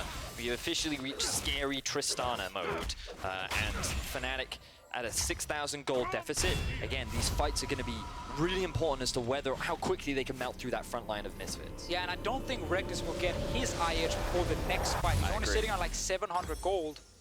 And as much as Reckless is comfortable on the Sivir, when we saw him play it in the past, they'd funnel more gold into him than this. When he played it against G2, he was sitting at 440 CS, only 7 minutes away from this point, only at the 34-minute mark. Here, he's behind Hansama. He's not getting those big items that allow you to get to that scary Sivir stage. Well, now Misfits gaining control over the top side of Fnatic's jungle. Hansama continuing to pick up farm, and Broxah just doing what he can to not concede everything over towards Misfits. Baron in about a minute's time, that mid-tier one still up in favor of Misfits. And it's just a tense moment for both teams, because if Misfits lose the next team fight, Fnatic are in the late game, and it gets really difficult. But if Fnatic lose that fight, it's gonna be suddenly a bunch of inhibs dropping, and you probably can't defend for long enough to get your items, and then Misfits will take this game. And it's so important with the next big 5-on-5. It's gonna be around the Baron the way it's looking right now. 40 seconds until it's alive, but look at Misfits on the map. They have actually split up in all 3 lanes, and Fnatic are just trying to push down mid. Misfits have total vision control around the Baron and in the river as well. They're actually hiding top. Okay, now they show. They were just sitting there and hoping someone like Caps would show up to kill the wave. But now Fnatic are a bit out of position. This top lane turret will take some damage. Well, Reckless pop the ultimate to try and get them back. There's the teleport as well from Alpha. they're going all in. Are investing towards this top lane inhibitor. They get the tower. Reckless is there. FNC Hylissang and SOS joining them now. Caps on his way. Misfits, 4-man strong, pushing for the inhib. Brox is the one to step forward. Alfari will tank it up for the moment. Here comes Caps. Getting onto Alfari. Mickey with the 3-man knock-up. Hero's entrance comes in. Another 3-man Caps! Caps! Killed Hansama! And that is exactly what you want from your main man in a fight like this. Caps comes up huge! What an amazing performance from Fnatic! And Misfits went for the ballsy play. They went for the inhib. But Fnatic do not give an inch. That is 4 members dead for Misfits. The Baron is alive. Fnatic are back in this game. But what an insane individual play. Everything looked great for Misfits to get the turret down. They're fighting without Fnatic's carries on 3 items, and they almost kill Caps instantly. Hansama thinks he's gonna get him. He jumps in, and then he gets condemned into the wall. That just won the entire game for Fnatic. This replay is brought to you by Ace of Predator and by Caps. Keep your eyes on Caps in this fight. You can see that Misfits all hard engage onto him. Misfits with the perfect knockup into the follow-up damage, and here Hansama flashes onto him. Caps is invisible. He can't get that last auto attack, and then a beautiful condemn into the wall gives Caps the opportunity to get the turnaround. Yeah, Hansama thought that Caps had actually tried to tumble away from him. That's why he jumps. Otherwise, he can just run to him and auto attack him, and it gets easier for him to actually kill him. But with the jump, Caps had time to smack him into the wall. Fnatic are almost even in gold now. I feel like the Hansama didn't even need to go for the kill. With Caps forced out of the fight, you just turn it into a 5v4 on the other side and win through that, but he ends up dropping. Fnatic come up with a huge fight. Now they're pushing onto Misfits. Engage from Alfari. You can see Ragnarok coming in as well. They're going on the Caps. They're just trying to get those Caps. But look at the damage already. Maxlor forced out of it. Reckless takes him down. It's over. It's done. It's dusted. All they need is one fight, and Fnatic just demolish Misfits. It's Fnatic in the Spring Split Finals all over again. They can lose the early game, they can lose the mid game, but they need one good team fight in the late game. And suddenly they have the items they need, and they will just destroy you. They have their eyes set on the nexus of Misfits. They got it. 1-1 is the scoreline. They're just gonna push. The death timers are too long. Misfits will have this game lost. He jumps in, tries to get a knock-up. Hansama's trying to do what he can, but he is done for. You cannot relent for a second. You cannot give an inch. You cannot blink against Fnatic, because they will destroy you. And we just said it before that fight. The next big team fight decides everything. If Misfits win it, they go for the Nexus. They win the game right there. But the moment we get the play from Caps, Fnatic will get everything they want. And for anyone who's now ready to jump on the flame wagon here and say, Hansama, why would you do that? That's instinct as a carry. You see a Vayne that's low on the side, you jump for her. You want to kill her instantly. No one expected that play. Insane from Caps, insane for Fnatic to hold out for that game, to find the one team fight, the one situation that would bring it back for them. And on the other hand, if you're Misfits, you're looking at that and saying, we had that game locked down. You had that game, and you're looking at Hansama, you're saying, you do that again. It's actually the correct play. You can kill the carry right there. You can win the whole thing for your team. But that's so tough now, because you just lost a game where you had everything you needed to win. You even took that fight, which was a great setup, before we had Caps and Reckless on 3 items. It was, everything around that was actually correct by Misfits. But then you have the all-pro mid laner, the best player in Europe, and he makes a play like that, and you lose anyway. You can see the grin on his face. Caps making a monumental outplay in the clutch moment to secure Fnatic the win. They now sit at match point and are on track to secure themselves a spot in the finals in Madrid. On track to defend their championship in Madrid as well against Schalke. It's going to be a big match for them if they can get there. Misfits still stand in their way, though. They are still challenging. And let's not ignore everything that happened in the first 25 minutes. Here's Ender. Hey, it's your son. There you go, guys. A little behind the scenes. We need that sometimes. But 25 minutes, we were saying, Fnatic, what are you doing? Why do you keep forcing these fights? You want to scale. The Vayne is useless in the early game, but you keep doing it. Misfits got all the wins they needed in the early fights until that last moment here. And again, I feel bad for Hansama, because people are going to look at him and say, why would you do it? But I still think it was the correct move.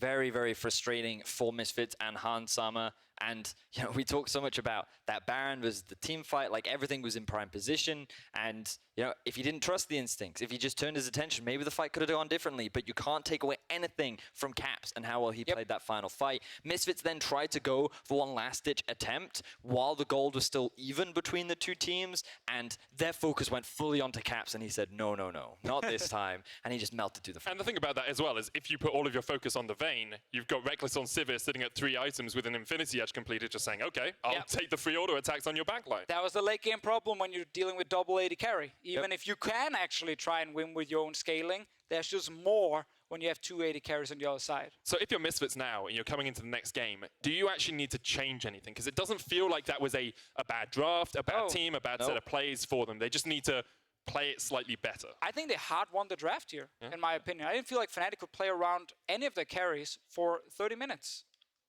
I agree. Cool. I'm used to you two disagreeing. We had the whole Max Law thing, so... No, I think that Misfits so far in this series are playing very well. I know many expect, I believe Cole said on the analyst desk, it would be difficult to argue against voting for Fnatic. And I feel like that so far in this series, we've showed that Misfits have brought a lot, and they really are challenging the top dogs in Fnatic.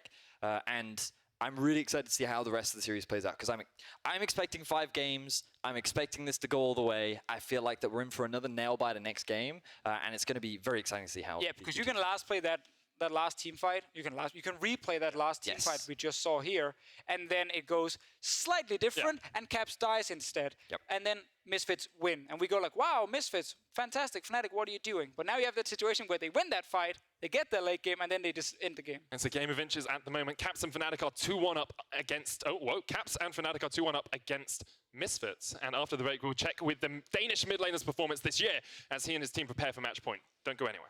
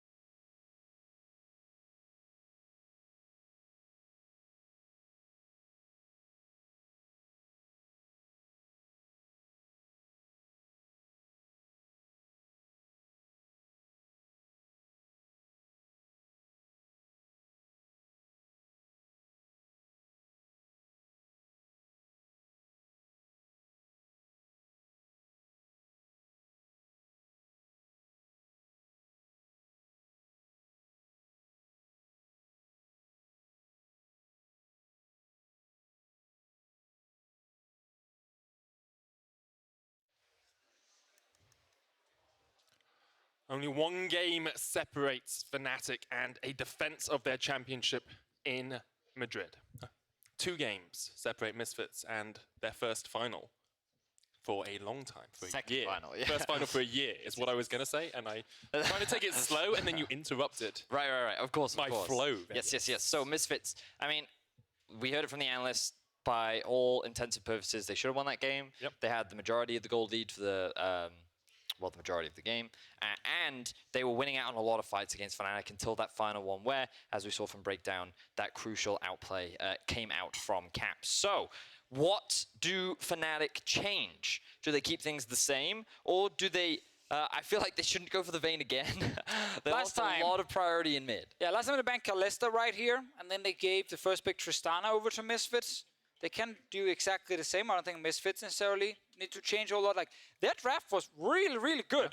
And Misfits decided to be on blue side once again, so they know that they can go for this same draft. There's the Kalista ban, there's the Skarner ban, and there's the Tristana first pick. I think if you want to play Sivir here, you can remove Alistar. Like, you can take it yourself. Yes. If you want to. And then you don't have the same threat of just getting comboed every single time. Yeah. And that's one of the big engage tools now gone from Mickey. This will be the first game this series that he doesn't get his hands on the Alistar. Will they look to put him on some other kind of engage? Because I feel like he has been one of the primary playmakers. Or will he just stick with the Braum? Will he look to be that peeled defensive style support in the upcoming fight? And do you want the Olaf now? You don't have the Alistar to add more threat with it? I mean, obviously, Braum can still set up picks with Olaf nicely, but you have a few less lanes to snowball around, and if they don't lock in Olaf, I think that's why. Because they saw in the last game, Alistar, Tristana, Olaf, it's the perfect combination to just run people over. This time around, they changed it. They grabbed the Scion for Alphari. Cho'Gath was the pick last game from Soaz. He can do it again if they don't want to show too many things. That's what I kind of expect from Fnatic. No need to rush into anything unless there's a mid lane pick that they have a lot of value on. Maybe jungle too, something like the Gragas is something they could look to put priority on. But I think the Cho'Gath is the safest and easiest, but turns out that they will just go for the Trundle again. And this does give Maxwell a couple options. He could go for the Kindred, he could go for the Graves if they want a bit of extra damage, and then they can just look to put Senkux on the Galio once more. Yeah, I guess we're going to get a Kindred ban, but they have so far been banning Senkux champions, which is like the Malzahn and the Lul is what they banned last game, but now because of the Trundle, they have to ban Kindred. I don't think they have to ban a Graves. Like, it didn't look that fantastic yesterday when we saw it, even though it is a fine matchup. Malzahn probably is still something you should take away, just because Senkux can actually have insane value on the champion, even if he falls behind. Well, Cassio and Kindred will be the second phase bans here. Misfits sticking pretty much to the same script they had in Game 3, apart from the Braum instead of Alistar pick. Fnatic will get rid of the Malzahar. And it does give Senkux the opportunity of maybe something like a Twisted Fate if he wants to roam around the map a little bit. It is available. Like, the Lulu is also here. If you want to do the same thing where they are building around Hansama, but if they go Lulu, and now without the Alistar, it's suddenly a lot more late game for Misfits. It's a lot less focused on actually snowballing, and then you're kind of playing Fnatic's game. Fnatic played it incredibly well in the last game. Probably look towards top lane here for Fnatic. Cho'Gath is an option if they want it. Maokai as well. I think they just go Galio again here. I don't even think there's anything necessarily wrong with picking a very similar, if not the same draft from Misfits. Maybe change up the Olaf, but in terms of the 2v2, it was still fine and in favor of Misfits, so... My one concern is you're missing hard engage You to are. set up It's Galio true. ult. You're right. Lulu again tells us it's all about Hansama, and they actually will try and rely on him getting strong towards the late game, and they're playing into Fnatic now. They're playing Fnatic's game with this draft. They don't really have the same early snowball. The jungle pick from Maxwell, then do we get scaling on his side? Does he just go for Gragas, maybe? Just another tank, and then put all the eggs on the Hansama basket? Or does he go for the Graves so that he can output a bit of damage himself? And the thing with the Gragas as well, as much as he is tanky, we are seeing a lot more AP Gragas being built. Oh. Xin Zhao. Whoa, he wants early game. An aggressive jungler. Okay, that's all about the early game. That's all about getting those ganks off. Fnatic looking for their final pick. Yeah, and this 2v2 mid, again, is super strong from Misfits side. It's so hard to do anything against him because you can't kill Maxlor. He will get shields, he will get, wild growth. It's so difficult, and he has enough damage to just melt through whoever's in the mid lane from Caps. Let's see what he ends up picking against this one. It's tough for Fnatic to play 2v2 around mid. Oh, okay, now they can suddenly do something. This is a big pick for Caps. He's going to be on the playmaker LeBlanc.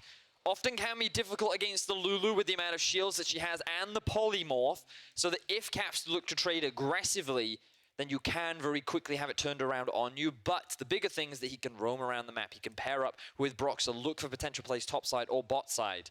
But maybe even just look to try and win in the 2 versus 2. And that's the thing. I think this game is decided around the 2v2 in the early game. Or at least the early game will be decided around who actually gets the edge there.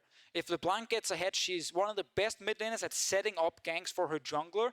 Chains and pillars, and suddenly you can't get out if you don't have flash. But Xin Zhao has just so much damage if he actually gets in range, and with Lulu next to him, he can survive long enough to win the skirmish. Bot lane looks a lot like a farm fest. Top lane is tank v tank. So much focus around mid. Looking forward to seeing how this one plays out. Fnatic are only 1 win away from securing a spot in the final against Schalke. Misfits have looked like strong contenders in this best of 5. And on paper, they should have won the last game. They now need to replicate that performance if they still want to bring us to a game 5, bring us to Silver Scrapes, and still have a chance of making it to Madrid. But it's such a different deal now without the Alistar on the side of Mickey. He's been fantastic on this pick, but by taking it away, you unlock the Sivir pick from Reckless, and now you actually have a better draft on the side of Fnatic.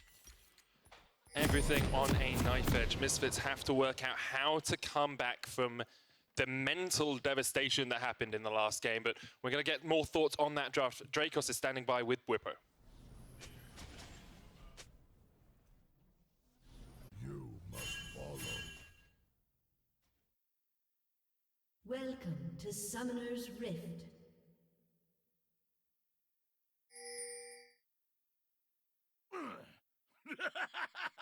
Not 30 seconds until minions spawn.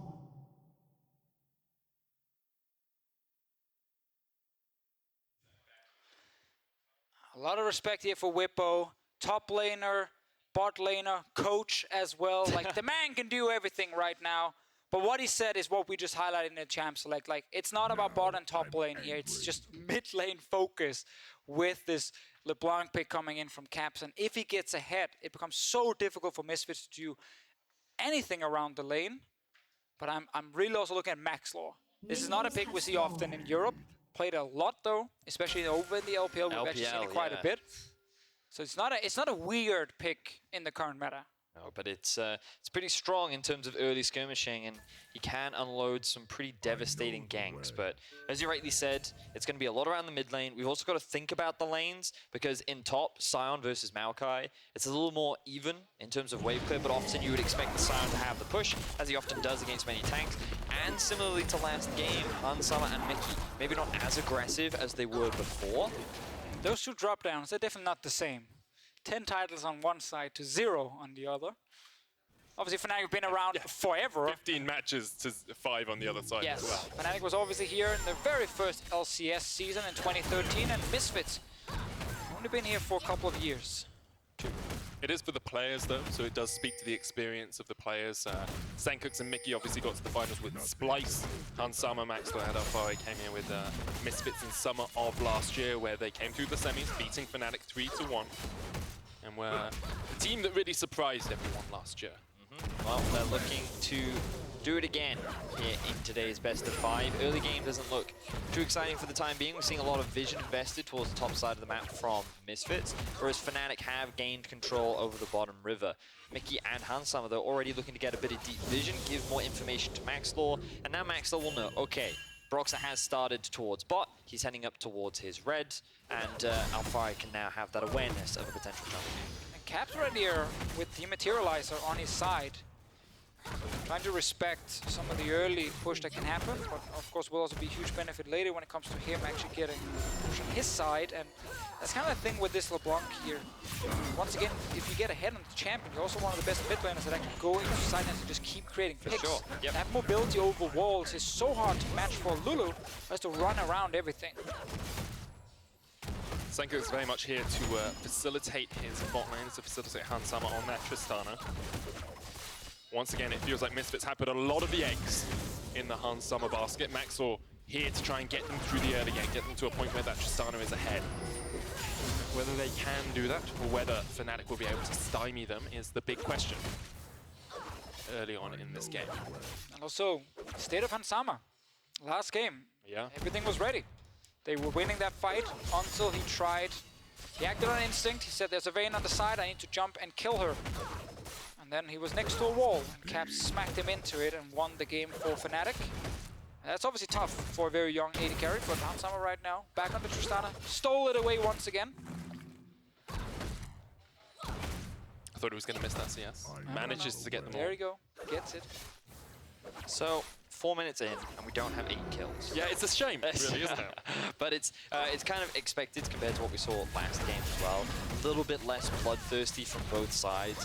Xin Zhao, if he is going to gank anywhere, I feel like he doesn't actually have to gank. He just needs to be ready for where Baroxer is going to gank and then look to counter gank. Because, Devisha, you talked about it in the draft. The thing about Lulu is she's very good at empowering champions, and it's surprising how much assisting damage that she can provide, and how much damage she can mitigate in the early levels with things like polymorph, the shielding, and the amount of damage output that she has with her Q as well. So Caps and Roxer will have to respect it, and with the amount of skill shots that Caps does have, if he misses anything, it becomes very easy for Misfits to win that 2v2. Soaz and Alfari trading up here in the top lane. Alfari with a lot of damage down onto Soaz. Not going to be able to chase him all the way in. But Look with at the minions Maxwell, coming in, Maxwell on his way up. You can see Caps reacting to this as well. Positioned up towards the top side river.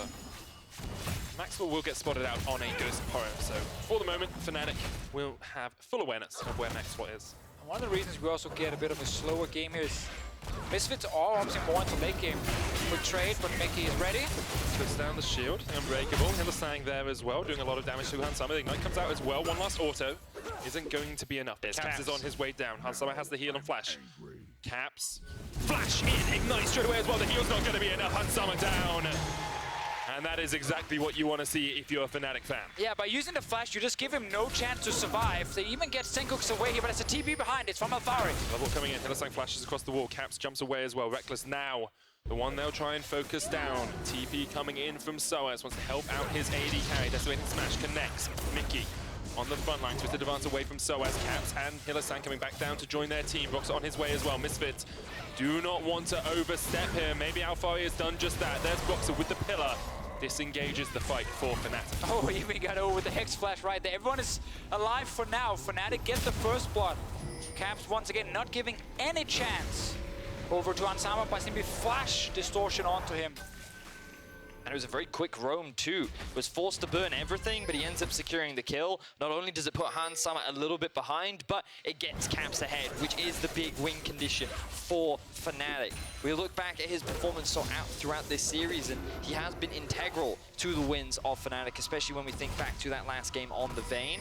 And now on the LeBlanc, he has to be the big carry once again as he looks, as Misfits look for a potential dive down ball. Oh, very good ward here, spotting Maxwell and Alfari moving around. They will just go for the turret. Senkooks was moving down as well. Soaz is not yet top tier 1, so just a lot of damage here for Misfits with the Tristana as well. The wave is still fairly healthy and actually go for some kills. Unstoppable onslaught used. Hylissang's going to get the knockback. He's going to try and get underneath this tower. Caps is on his way. Level 6, jumping in. Hansama has to flash away. Hylissang low. He's down. Misfits get a kill in the bottom lane.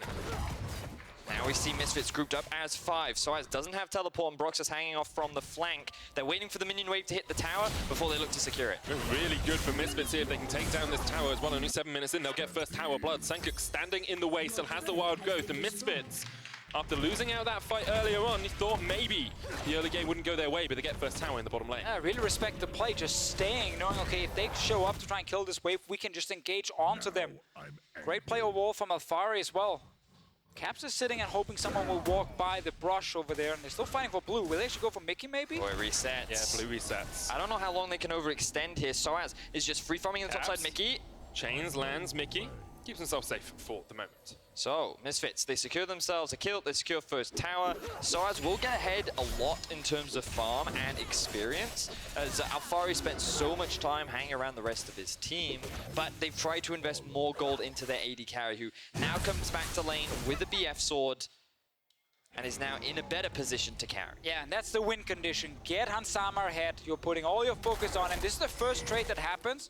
Mickey gets to block all the damage, so Hansama jumps out, and Caps obviously comes down, and it's the play we mentioned where by him actually flashing in, he doesn't really allow Hansama and Mickey to do anything to stay alive, because with the Ignite, he will just die. And even through the exhaust as well, it was just too much damage.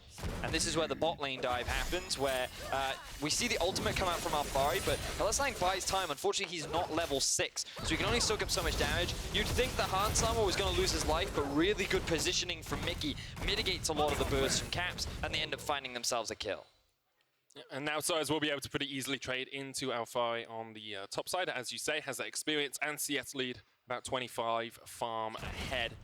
But it's a very even game between these two teams. It's another game also now where Hansama, in terms of first items, are just ahead of Reckless, and that's something Misfits can use. If they get the push on the bottom side, it gives them the Drake. It will eventually give them room to go towards the mid turret, or once Rift Heralds spawn, they can push out bot and then swap to top side and try and get another objective, as long as Proxy can't take it instantly. So it's still really in Misfits' favor here to try and snowball the game, because we know Civ is going to be slow. Caps, however, the fact he got that first kill, he's up 10 CS. That's kind of the difference and the problem. It's not a Vayne that's useless for like 25 minutes. It's actually LeBlanc that can start taking people down. Yeah, about 600 gold ahead of his lane opponent as well. Senkux struggling a little bit on the Lulu, but he is much more a facilitator than a damage dealer in this game. Once again, we see Misfits keeping their bottom lane down towards the bottom lane, pushing for that second tier tower, not lane swapping, as we've seen many teams do in the past. I'm a little concerned with the Xin Zhao pick. I think that in terms of early game trading and dueling and generating early pressure, he's really strong. But as we've seen, Misfits have only really been able to build an advantage towards the bot side of the map, and he doesn't have that many lanes that he can play around. And in the late game fights, I think he's very difficult to execute because he is single target. He has the ultimate to knock people back and perhaps soak up a lot of damage. But Broxah has utility in what his ultimate does by reducing the damage of a frontline tank. And now Cap's looking for a gank up top, but will immediately get zoned away by Maxor. That's also a difficulty for Maxor, because how do you catch on to someone if they can just jump away? It's true. I mean, I think late game, his job is almost just to buy time. Reckless can't kill him instantly, right? True. The ulti is useful there, but as you guys highlighted, that's about it. Like, it's hard for him otherwise if he doesn't do a lot here in the first few minutes of the game, but I still think for him, like right now, he's in an okay spot. He's able to put pressure with the rest of the team, and they're going for Soaz. Unstoppable Onslaught used to catch Soaz out. There's a Decimating Smash as well. Alfari tanking up the tower. Soaz will use the Twisted Advance to survive for a moment more, but Misfits get the kill in the top lane, looking for the tower as well. Senkux gonna dodge away from Caps, who can continue to chase in. There's the Wild Growth, dodges the Ethereal Chains. Fancy feet from the Misfits mid laner. Good sidestep there from Senkux. Misfits gain themselves another advantage. 800 gold lead now in their back pocket as they're sieging up top. Hylissang gonna face, does face check, but he also sidesteps the Q from Hylissang. This will be another tower going in favor of Misfits. And good stuff all around for Misfits. 12 minutes in, they're gonna have a 2,000 gold lead after this tower falls, or 1,200 or so. They're close enough. It's only about 800 gold difference between the two, and they're going to go for the Rift Herald as well. Yeah, this play we mentioned before, after winning that bot lane, you know, once Rift Herald spawn, you can push in, you can then swap the top side and secure multiple objectives. Fnatic not around yet to fight, they're trying. Oh, he goes in. Knockback from Hylissang. Does have Still flash. running away. Boxer puts down the pillar to keep them safe. Caps jumping in here. Rift Herald still quite low, down to 3,000. Fnatic want the fight. Misfits. 5-man strong, Reckless on his way as well. There goes the Rift Herald, secured. Boxer in the back of the pit, they on the hunt, use Caps jumps in, Maxwell solo, ignited, jumps away, Boxer still in the midst of it all, is so low. Hylissang's doing a lot of work, he's on Senkux, Caps has the flank here as well. Nikki, dead, that's 1-for-1 trade, but Caps got a double. Everyone's just dying. Summer is still alive in the midst of this all, Reckless there as well, Alfari running forward. Fnatic have won the fight in the end. Ends up being 3 for 2 in the favor of Fnatic. The Rift Herald does go down in favor of Misfits, but that was quite the skirmish. Many Misfits members stuck in the middle of the pit, and Caps crucially picks up 2 extra kills. Oh, they're trying again. Maxlore should be spotted moving around here. Let's see what happens again. I thought Fnatic was just gonna give this one up, but they actually call for the fight. Hylissang is low, but he has ulti. And the first start is not great. Broxah flashing back into the pit, can't really get out, but he's buying time. And now so much damage being dealt back and forth here in the pit. Maxlore is instantly gone. And with Caps just sitting on the other side, because he has mobility, he can get back in. Maxlore can't. And that suddenly gives a small numbers advantage for Fnatic. Yeah, and then Reckless, he wasn't even touched in that fight. These are very much front to back, and because of Cap's mobility, as you highlighted, Deficio, it's very easy for him to get to the back, which was a big part of Fnatic's success. So kills are pretty even right now. Maxwell was fortunate to not die, but how can Misfits look to utilize this Rift help they've just picked up? Let's see, mid lane is the last outer turret standing for them to take down. Sadly now, Reckless is in the mid lane, just instantly killing the wave, so I guess a little bit harder to do.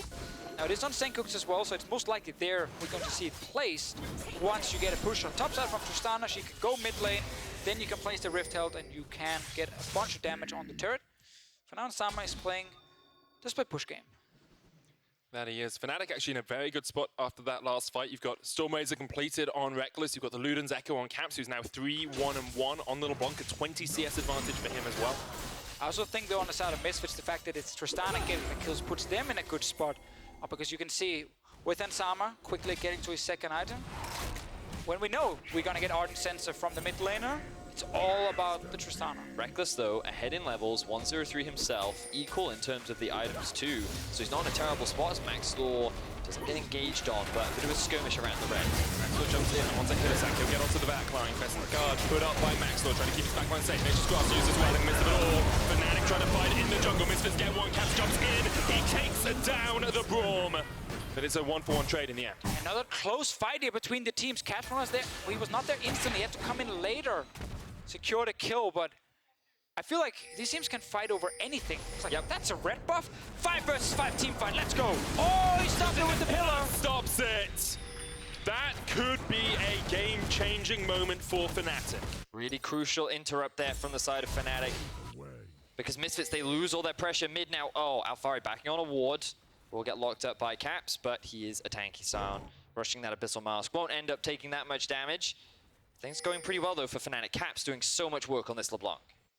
Just constantly in the right position, constantly finding flanks that he needs for Fnatic. 15 minutes in the game, basically even. 600 gold between the two teams. 2 towers to 0 in favor of Misfits and an Inferno Drake on the cards. Yeah, and Fnatic stopping the Rift Held and also actually stopping some recalls after meant that Misfits are very slow now on recalling and going back, spending that gold and returning to the map. So that gives suddenly the Inferno Drake over to Fnatic uncontested. That is now suddenly a big win. Interrupt the Rift Held, get Infernal Drake. I don't think you can ask for much more if you are Fnatic after a very even fight up here near red buff. Yeah, and Misfits, they just want to contest. They know that the Sion has teleport to get involved in the fight. And things are looking pretty good because Maxwell's just soaking up a lot of damage. Braum is mitigating a lot too, but then Captain comes from the flank. But we've got another fight in mid. Fight happening in the mid lane as Hylissang was the one to get caught out. Decimating Smash, not quite enough. The moment that Senkooks snipes him in the final seconds. And now Misfits can push for this mid lane tower. The wave is gone. Caps is moving from the bottom lane. All of Misfits starts walking away. Still ulti from Senkooks to save whoever Caps jumps onto with the LeBlanc. And Sama, he's feeling good, man. 3-1-2 on the AD carry right now. Level 9 as Caps level 11 on the LeBlanc. Means you do have 2 points in your ultimate. I believe he has the Luden's Echo and Sorcerer's Boots completed as well. So he's really strong at this point in the game. This is where you have to be most afraid because there's very little magic resistance on the side of Misfits outside of a couple of Merc Treads here and there. And obviously Alfari going full tank. But it does mean that if Caps can get onto that backline, those squishy carries are very susceptible. Mickey and Hans, I'm looking for the catch here if they can find it. Hylissang there as well, though. They now know that Caps is there. They'll spot out the cow as well. Yep. And immediately say, oh, don't want any of that beef. Just going to back away in the top lane. But it's so interesting we're getting a game now where the first 10 minutes we didn't just have all-out fighting. It was actually a little bit slower. There's a lot of focus around Hansama moving around the map, getting turrets But down. between 10 and 20. Exactly. Oh, yeah. Then we've been getting team fights around anything. It doesn't even matter what it is. They can just fight each other. Obviously, on the side of Reckless, you want more items, but it's kind of the same deal with Hansama. Yet, because his team is ready to fight with him, because they have a Lulu plus Zhao combination, they can actually force them. And they're slightly ahead in gold this one, but they lost that Infernal Drake, which would really hurt them if we go full late game. It does feel a little bit like Fnatic have finally heeded our advice and calmed down just a little bit. They've accepted that you can't find every single skirmish, you can't take every single fight, and they've just slowed the game down a bit. They say, we'll scale up with our Sivir, LeBlanc is ahead, she's going to do a huge amount of damage as well, and we're happy just to have a little bit more of a calm mid-game and then go for those late-game fights. And I think it's important to note with regards to LeBlanc, often when you think about LeBlanc, you kind of say she falls off late game in the sense that she becomes hard to play in team fights because she is single target. She has windows with which you can quickly punish her, but because of her great mobility, once she gets a lot of AP, she becomes this poke champion in the late game where you just look for flanks, you look to just chip targets out, and you kind of force a health advantage in your favor, and that's when you use the Sivir to then force the fight where you can then pick up some late game wins. And I think also now that it's no longer the original reworked LeBlanc where you had to wait to actually get damage from your passive. Let's see what happens here. So as start that Reckless probably on the hunt as well, but there's the knockup chain. And the tree has been felled in the jungle. Bit of deforestation happened. They keep doing it, man. They actually keep looking for picks, and they find one right here. Reckless in the mid lane. Take quite some damage from Syncux. There seems to be another fight. And someone jumps away from Caps down towards the bottom side as well. You can see the Misfits want to do something now. They have the advantage. Caps jumps in onto Hansama, but the concussive blows. They're just looking for the stun lock. Hansama ignited. He's done! That definitely sucks. Caps 2 versus 1. Claps in the 2v1. A double. Oh, and now Maxwell's caught underneath the tower as well. Hylissang knocked him back. One more shot would be enough. Maxwell survives for the moment. Teleport coming in as well. A triple kill to Caps. Fnatic find the perfect fight, and once again, it's Caps that comes up huge. And this is what I wanted to say just before we got the fight around LeBlanc. Now she's back to the old one. You don't have to wait for your passive anymore to get the full amount of damage. You don't have to like delay your abilities by just doing your W into your ulti combination to get that extra damage from the new distortion. You can just burst down so quickly, and that's one of the reasons why she's in the late game still a threat. Like, you gotta play correctly, as Vedis is highlighting. It is very difficult, but if you get the opening and you can actually do that combination, the burst damage of this WR is so insane. So let's have a look at how this 2 versus 1 happened. Hansama already used his jump over the wall, and here Mickey Hans think they're pretty safe.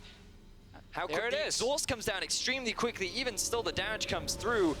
And the Ignite just ends up finishing him off, along with a bit of extra cannon minion damage. Barox is there to assist, but meanwhile, Misfits go for a dive in the mid lane. Hylissang then flashes over the wall to lock Maxwell underneath the tower. And Misfits, they tried to create a play on 2 sides of the map, and Fnatic end up countering both. And Soa's taking full credit here. It was my TP, guys. I joined, I created a little moment of pressure right here. But he was dead. That's why Misfits were like, hey, we can fight. We have 4 versus 5 on the map. We can get a kill bot lane and a kill mid lane, and then we take down the last outer turret. Everything is in your favor. But then Caps makes a play, and he's 7-1 now on this LeBlanc. In such a strong position. Basically, can burst down Hansama whenever he finds him. There's the Unbreakable for Mickey to keep him alive.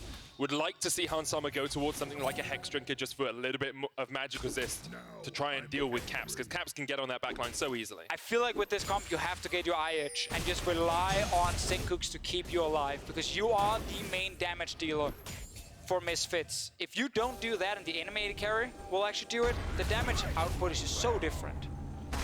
Yeah, John Reckless in the mid lane. Alfari on the chase, but on the hunt gets him away. Still that mid lane tower persists for Fnatic, and still Misfits persist in trying to find these fights. Soaz with the twisted advance. They've caught out Alfari, turning it back around though. Soaz has to flash away. He's down to half HP. Misfits, just they can't quite eke out that next bit of damage they need. Yeah, and whenever they try, Caps is also in the way, and now they have to constantly be afraid of where the LeBlanc is on the map. Look at the sideways though. Misfits have bot pushed up and top pushed up. No teleport is available for Soaz, so Misfits can just continue pressure in mid. Caps just used knocked up with a 3-talent strike. Crescent Guard used as well. Caps will survive for the moment, but the tower will not. Misfits get what they need out of this mid lane. And with Baron on the cards, maybe they can turn back towards getting vision control around there. Well, they keep trying to play aggressive here, like it from Misfits. Even if you give a bunch of kills over, they only need to be afraid of LeBlanc. Everyone else, they can easily fight against. And that's what they know. If they get Caps low in a fight, Fnatic can't do a whole lot. What? There is still a level 12 Sliver with 2 items.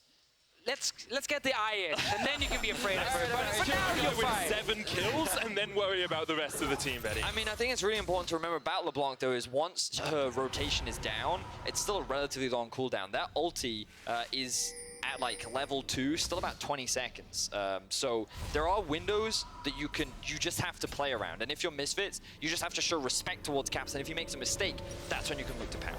Medic, you're getting what you want. The Hex Stringer is right there for Hansama. He values actually trying to stay alive through a full combo of Caps. Let's see if it's enough and if it's going to hurt him in terms of the damage output in the following fights. For now, it's good. seeing as there is no IH on the side of Reckless. 23 minutes in. Basically, totally, perfectly even on gold here. Caps jumping in, trying to clear vision around the Baron. You can see both teams know that they want to play around that. No teleport on Soaz means that he's joining up with Fnatic, whereas Alphari has a TP of his own. Mickey was standing on a ward here. There's still a tower in the top lane. Chains lands onto Hansama, but he's safe for the moment. 2 items finished on Caps, building up towards that third as well with the needlessly large rod. Fnatic have control of the river for the moment. 1 game away from defending their championship in Madrid.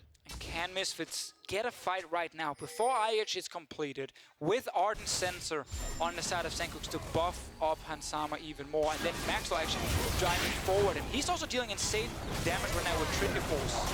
Maxwell takes a big chunk of HP as he jumps Insane onto was an Hylissang. overstate. Caps is up here on a control ward. Bot lane has been pushed in. Now Misfits can look to force a fight. They have the rotation from Alphari first. Caps jumps forward, Senkux has to block the wild gun. Caps jumps all the way back. Here's the unstoppable onslaught. Bending around, Alphari will not find a connection. Caps can jump in once again. It's going in. Alphari gets the blast going to safety. Mickey clearing out wards, but has to back away because facing up against those chains is too darn difficult. Misfits fighting for their lives at the moment, fighting for their position in finals up against Schalke in just a week's time. We really need to get a locket out from someone in Misfits. Having that extra bit of magic resistance atop with the shield will really mitigate a lot of the burst coming out from Caps. Banshees would also be a valuable purchase to try and mitigate some of that burst. Right now, this is entirely the Caps show. Has picked himself up the needlessly large rod, working towards the death cap. And once he's got that, the one-shot capabilities become truly terrifying. That's kind of thing, like by him just being so annoying, it stops Misfits from actually setting up Baron properly or stops Misfits from hard engaging somewhere because they're constantly dealing with this LeBlanc jumping in and out. It is truly a one-man army for now. Once we get to the late game team fights, everyone else on Fnatic can certainly actually do something against Misfits. Tension starts to build between the two teams. The gold is dead even. Remember that Fnatic are at match point. If you've only just joined us, you've missed out on quite the series so far. Oh, you got to go back. So many kills. Just watch it from the start. Just watch it from the start. And we won't spoil it for you. Baron is right now being set up from the side of Fnatic. They lead in kills, Fnatic slightly ahead in gold. Third item near completion for Hansama. Same for Reckless though. I want to come back to the win conditions we discussed in picks and bans. We said Misfits put all their eggs in the Hansama basket, as you say, building up towards that third item now. Fnatic had Caps in the early game and then Reckless as we started to scale up. At this point in the game, who is in the stronger position, guys? Fnatic.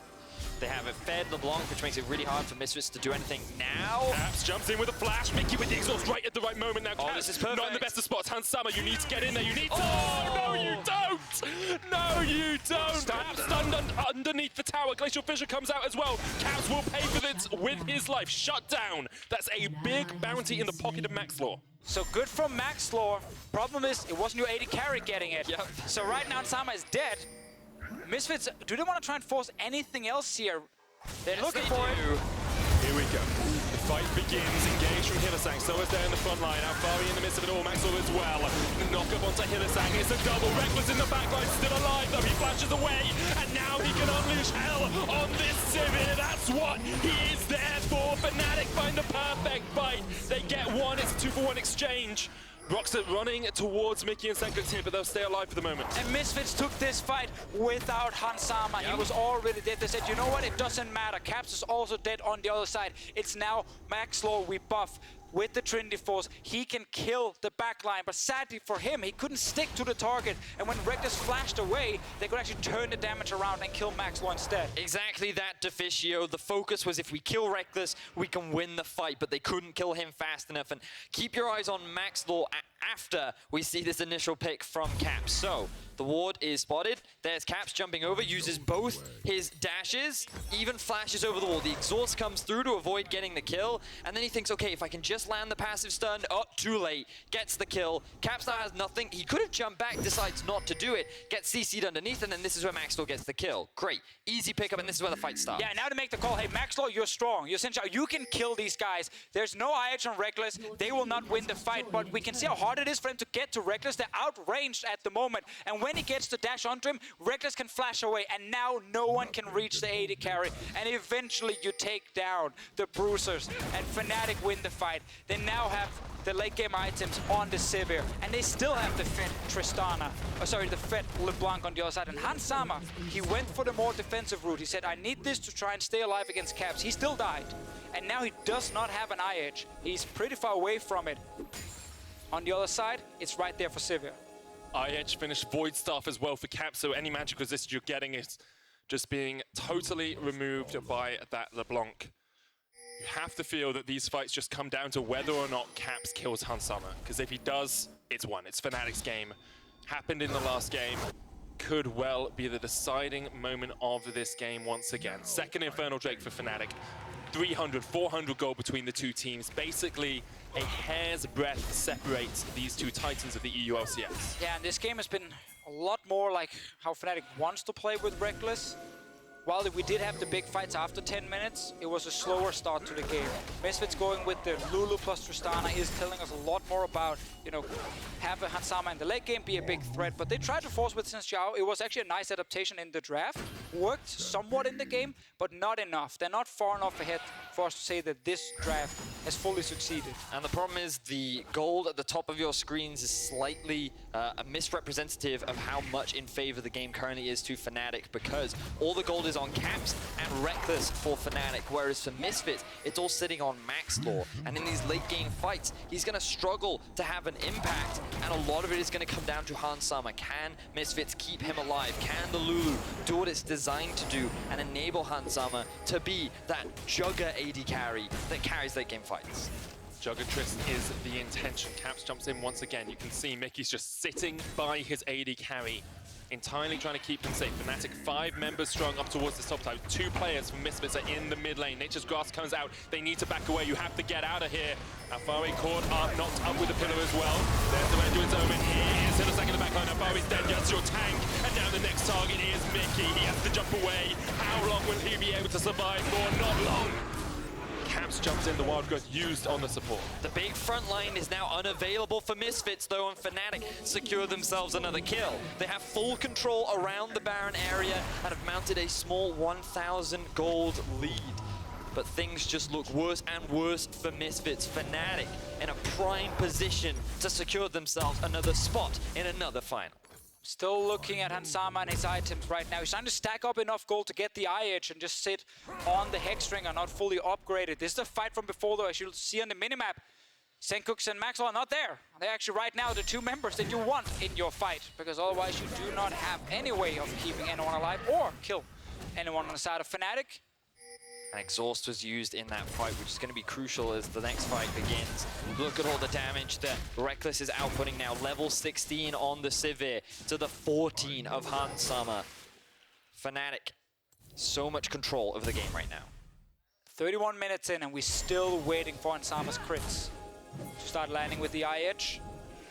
He has currently 2,300 gold. So again, as we can clearly see, he's screaming, guys, please wait. Do not force a fight right now. I need this item before I can do anything. But Fnatic, they know this, and they have full control of the Baron. They currently have the setup they want.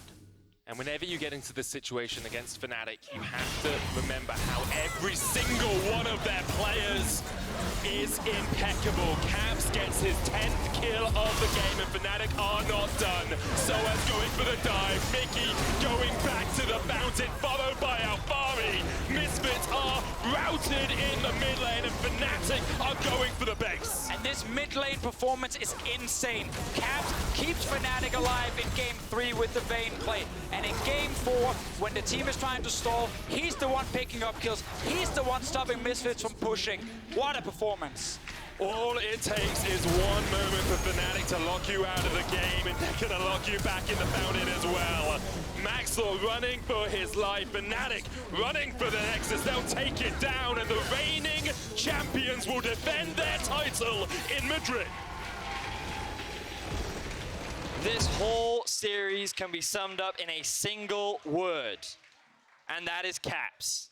This man played phenomenally, getting the outplay in Game 3, bringing out the LeBlanc and ending with 10 kills.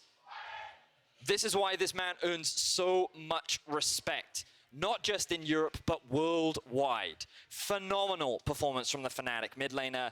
Fnatic will be going to another final. Impeccable stuff all round from Fnatic. And you talk about Caps, how much respect he earns. First place in the All-Pro mid laners, he won by the largest margin we have ever seen. Just incredible stuff all round from Fnatic. 3 of their 5 players were in the All-Pro team. Misfits, on the other hand, it felt like they were broken after that top lane play in Game 3. That definitely hurt them.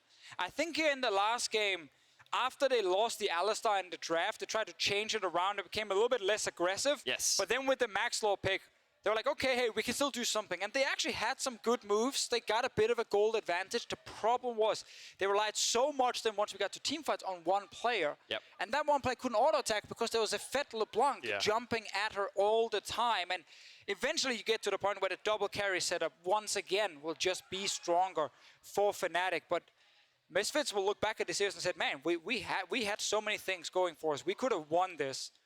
But the experience and then some of the individual performances, especially from Caps, is what puts Fnatic above them.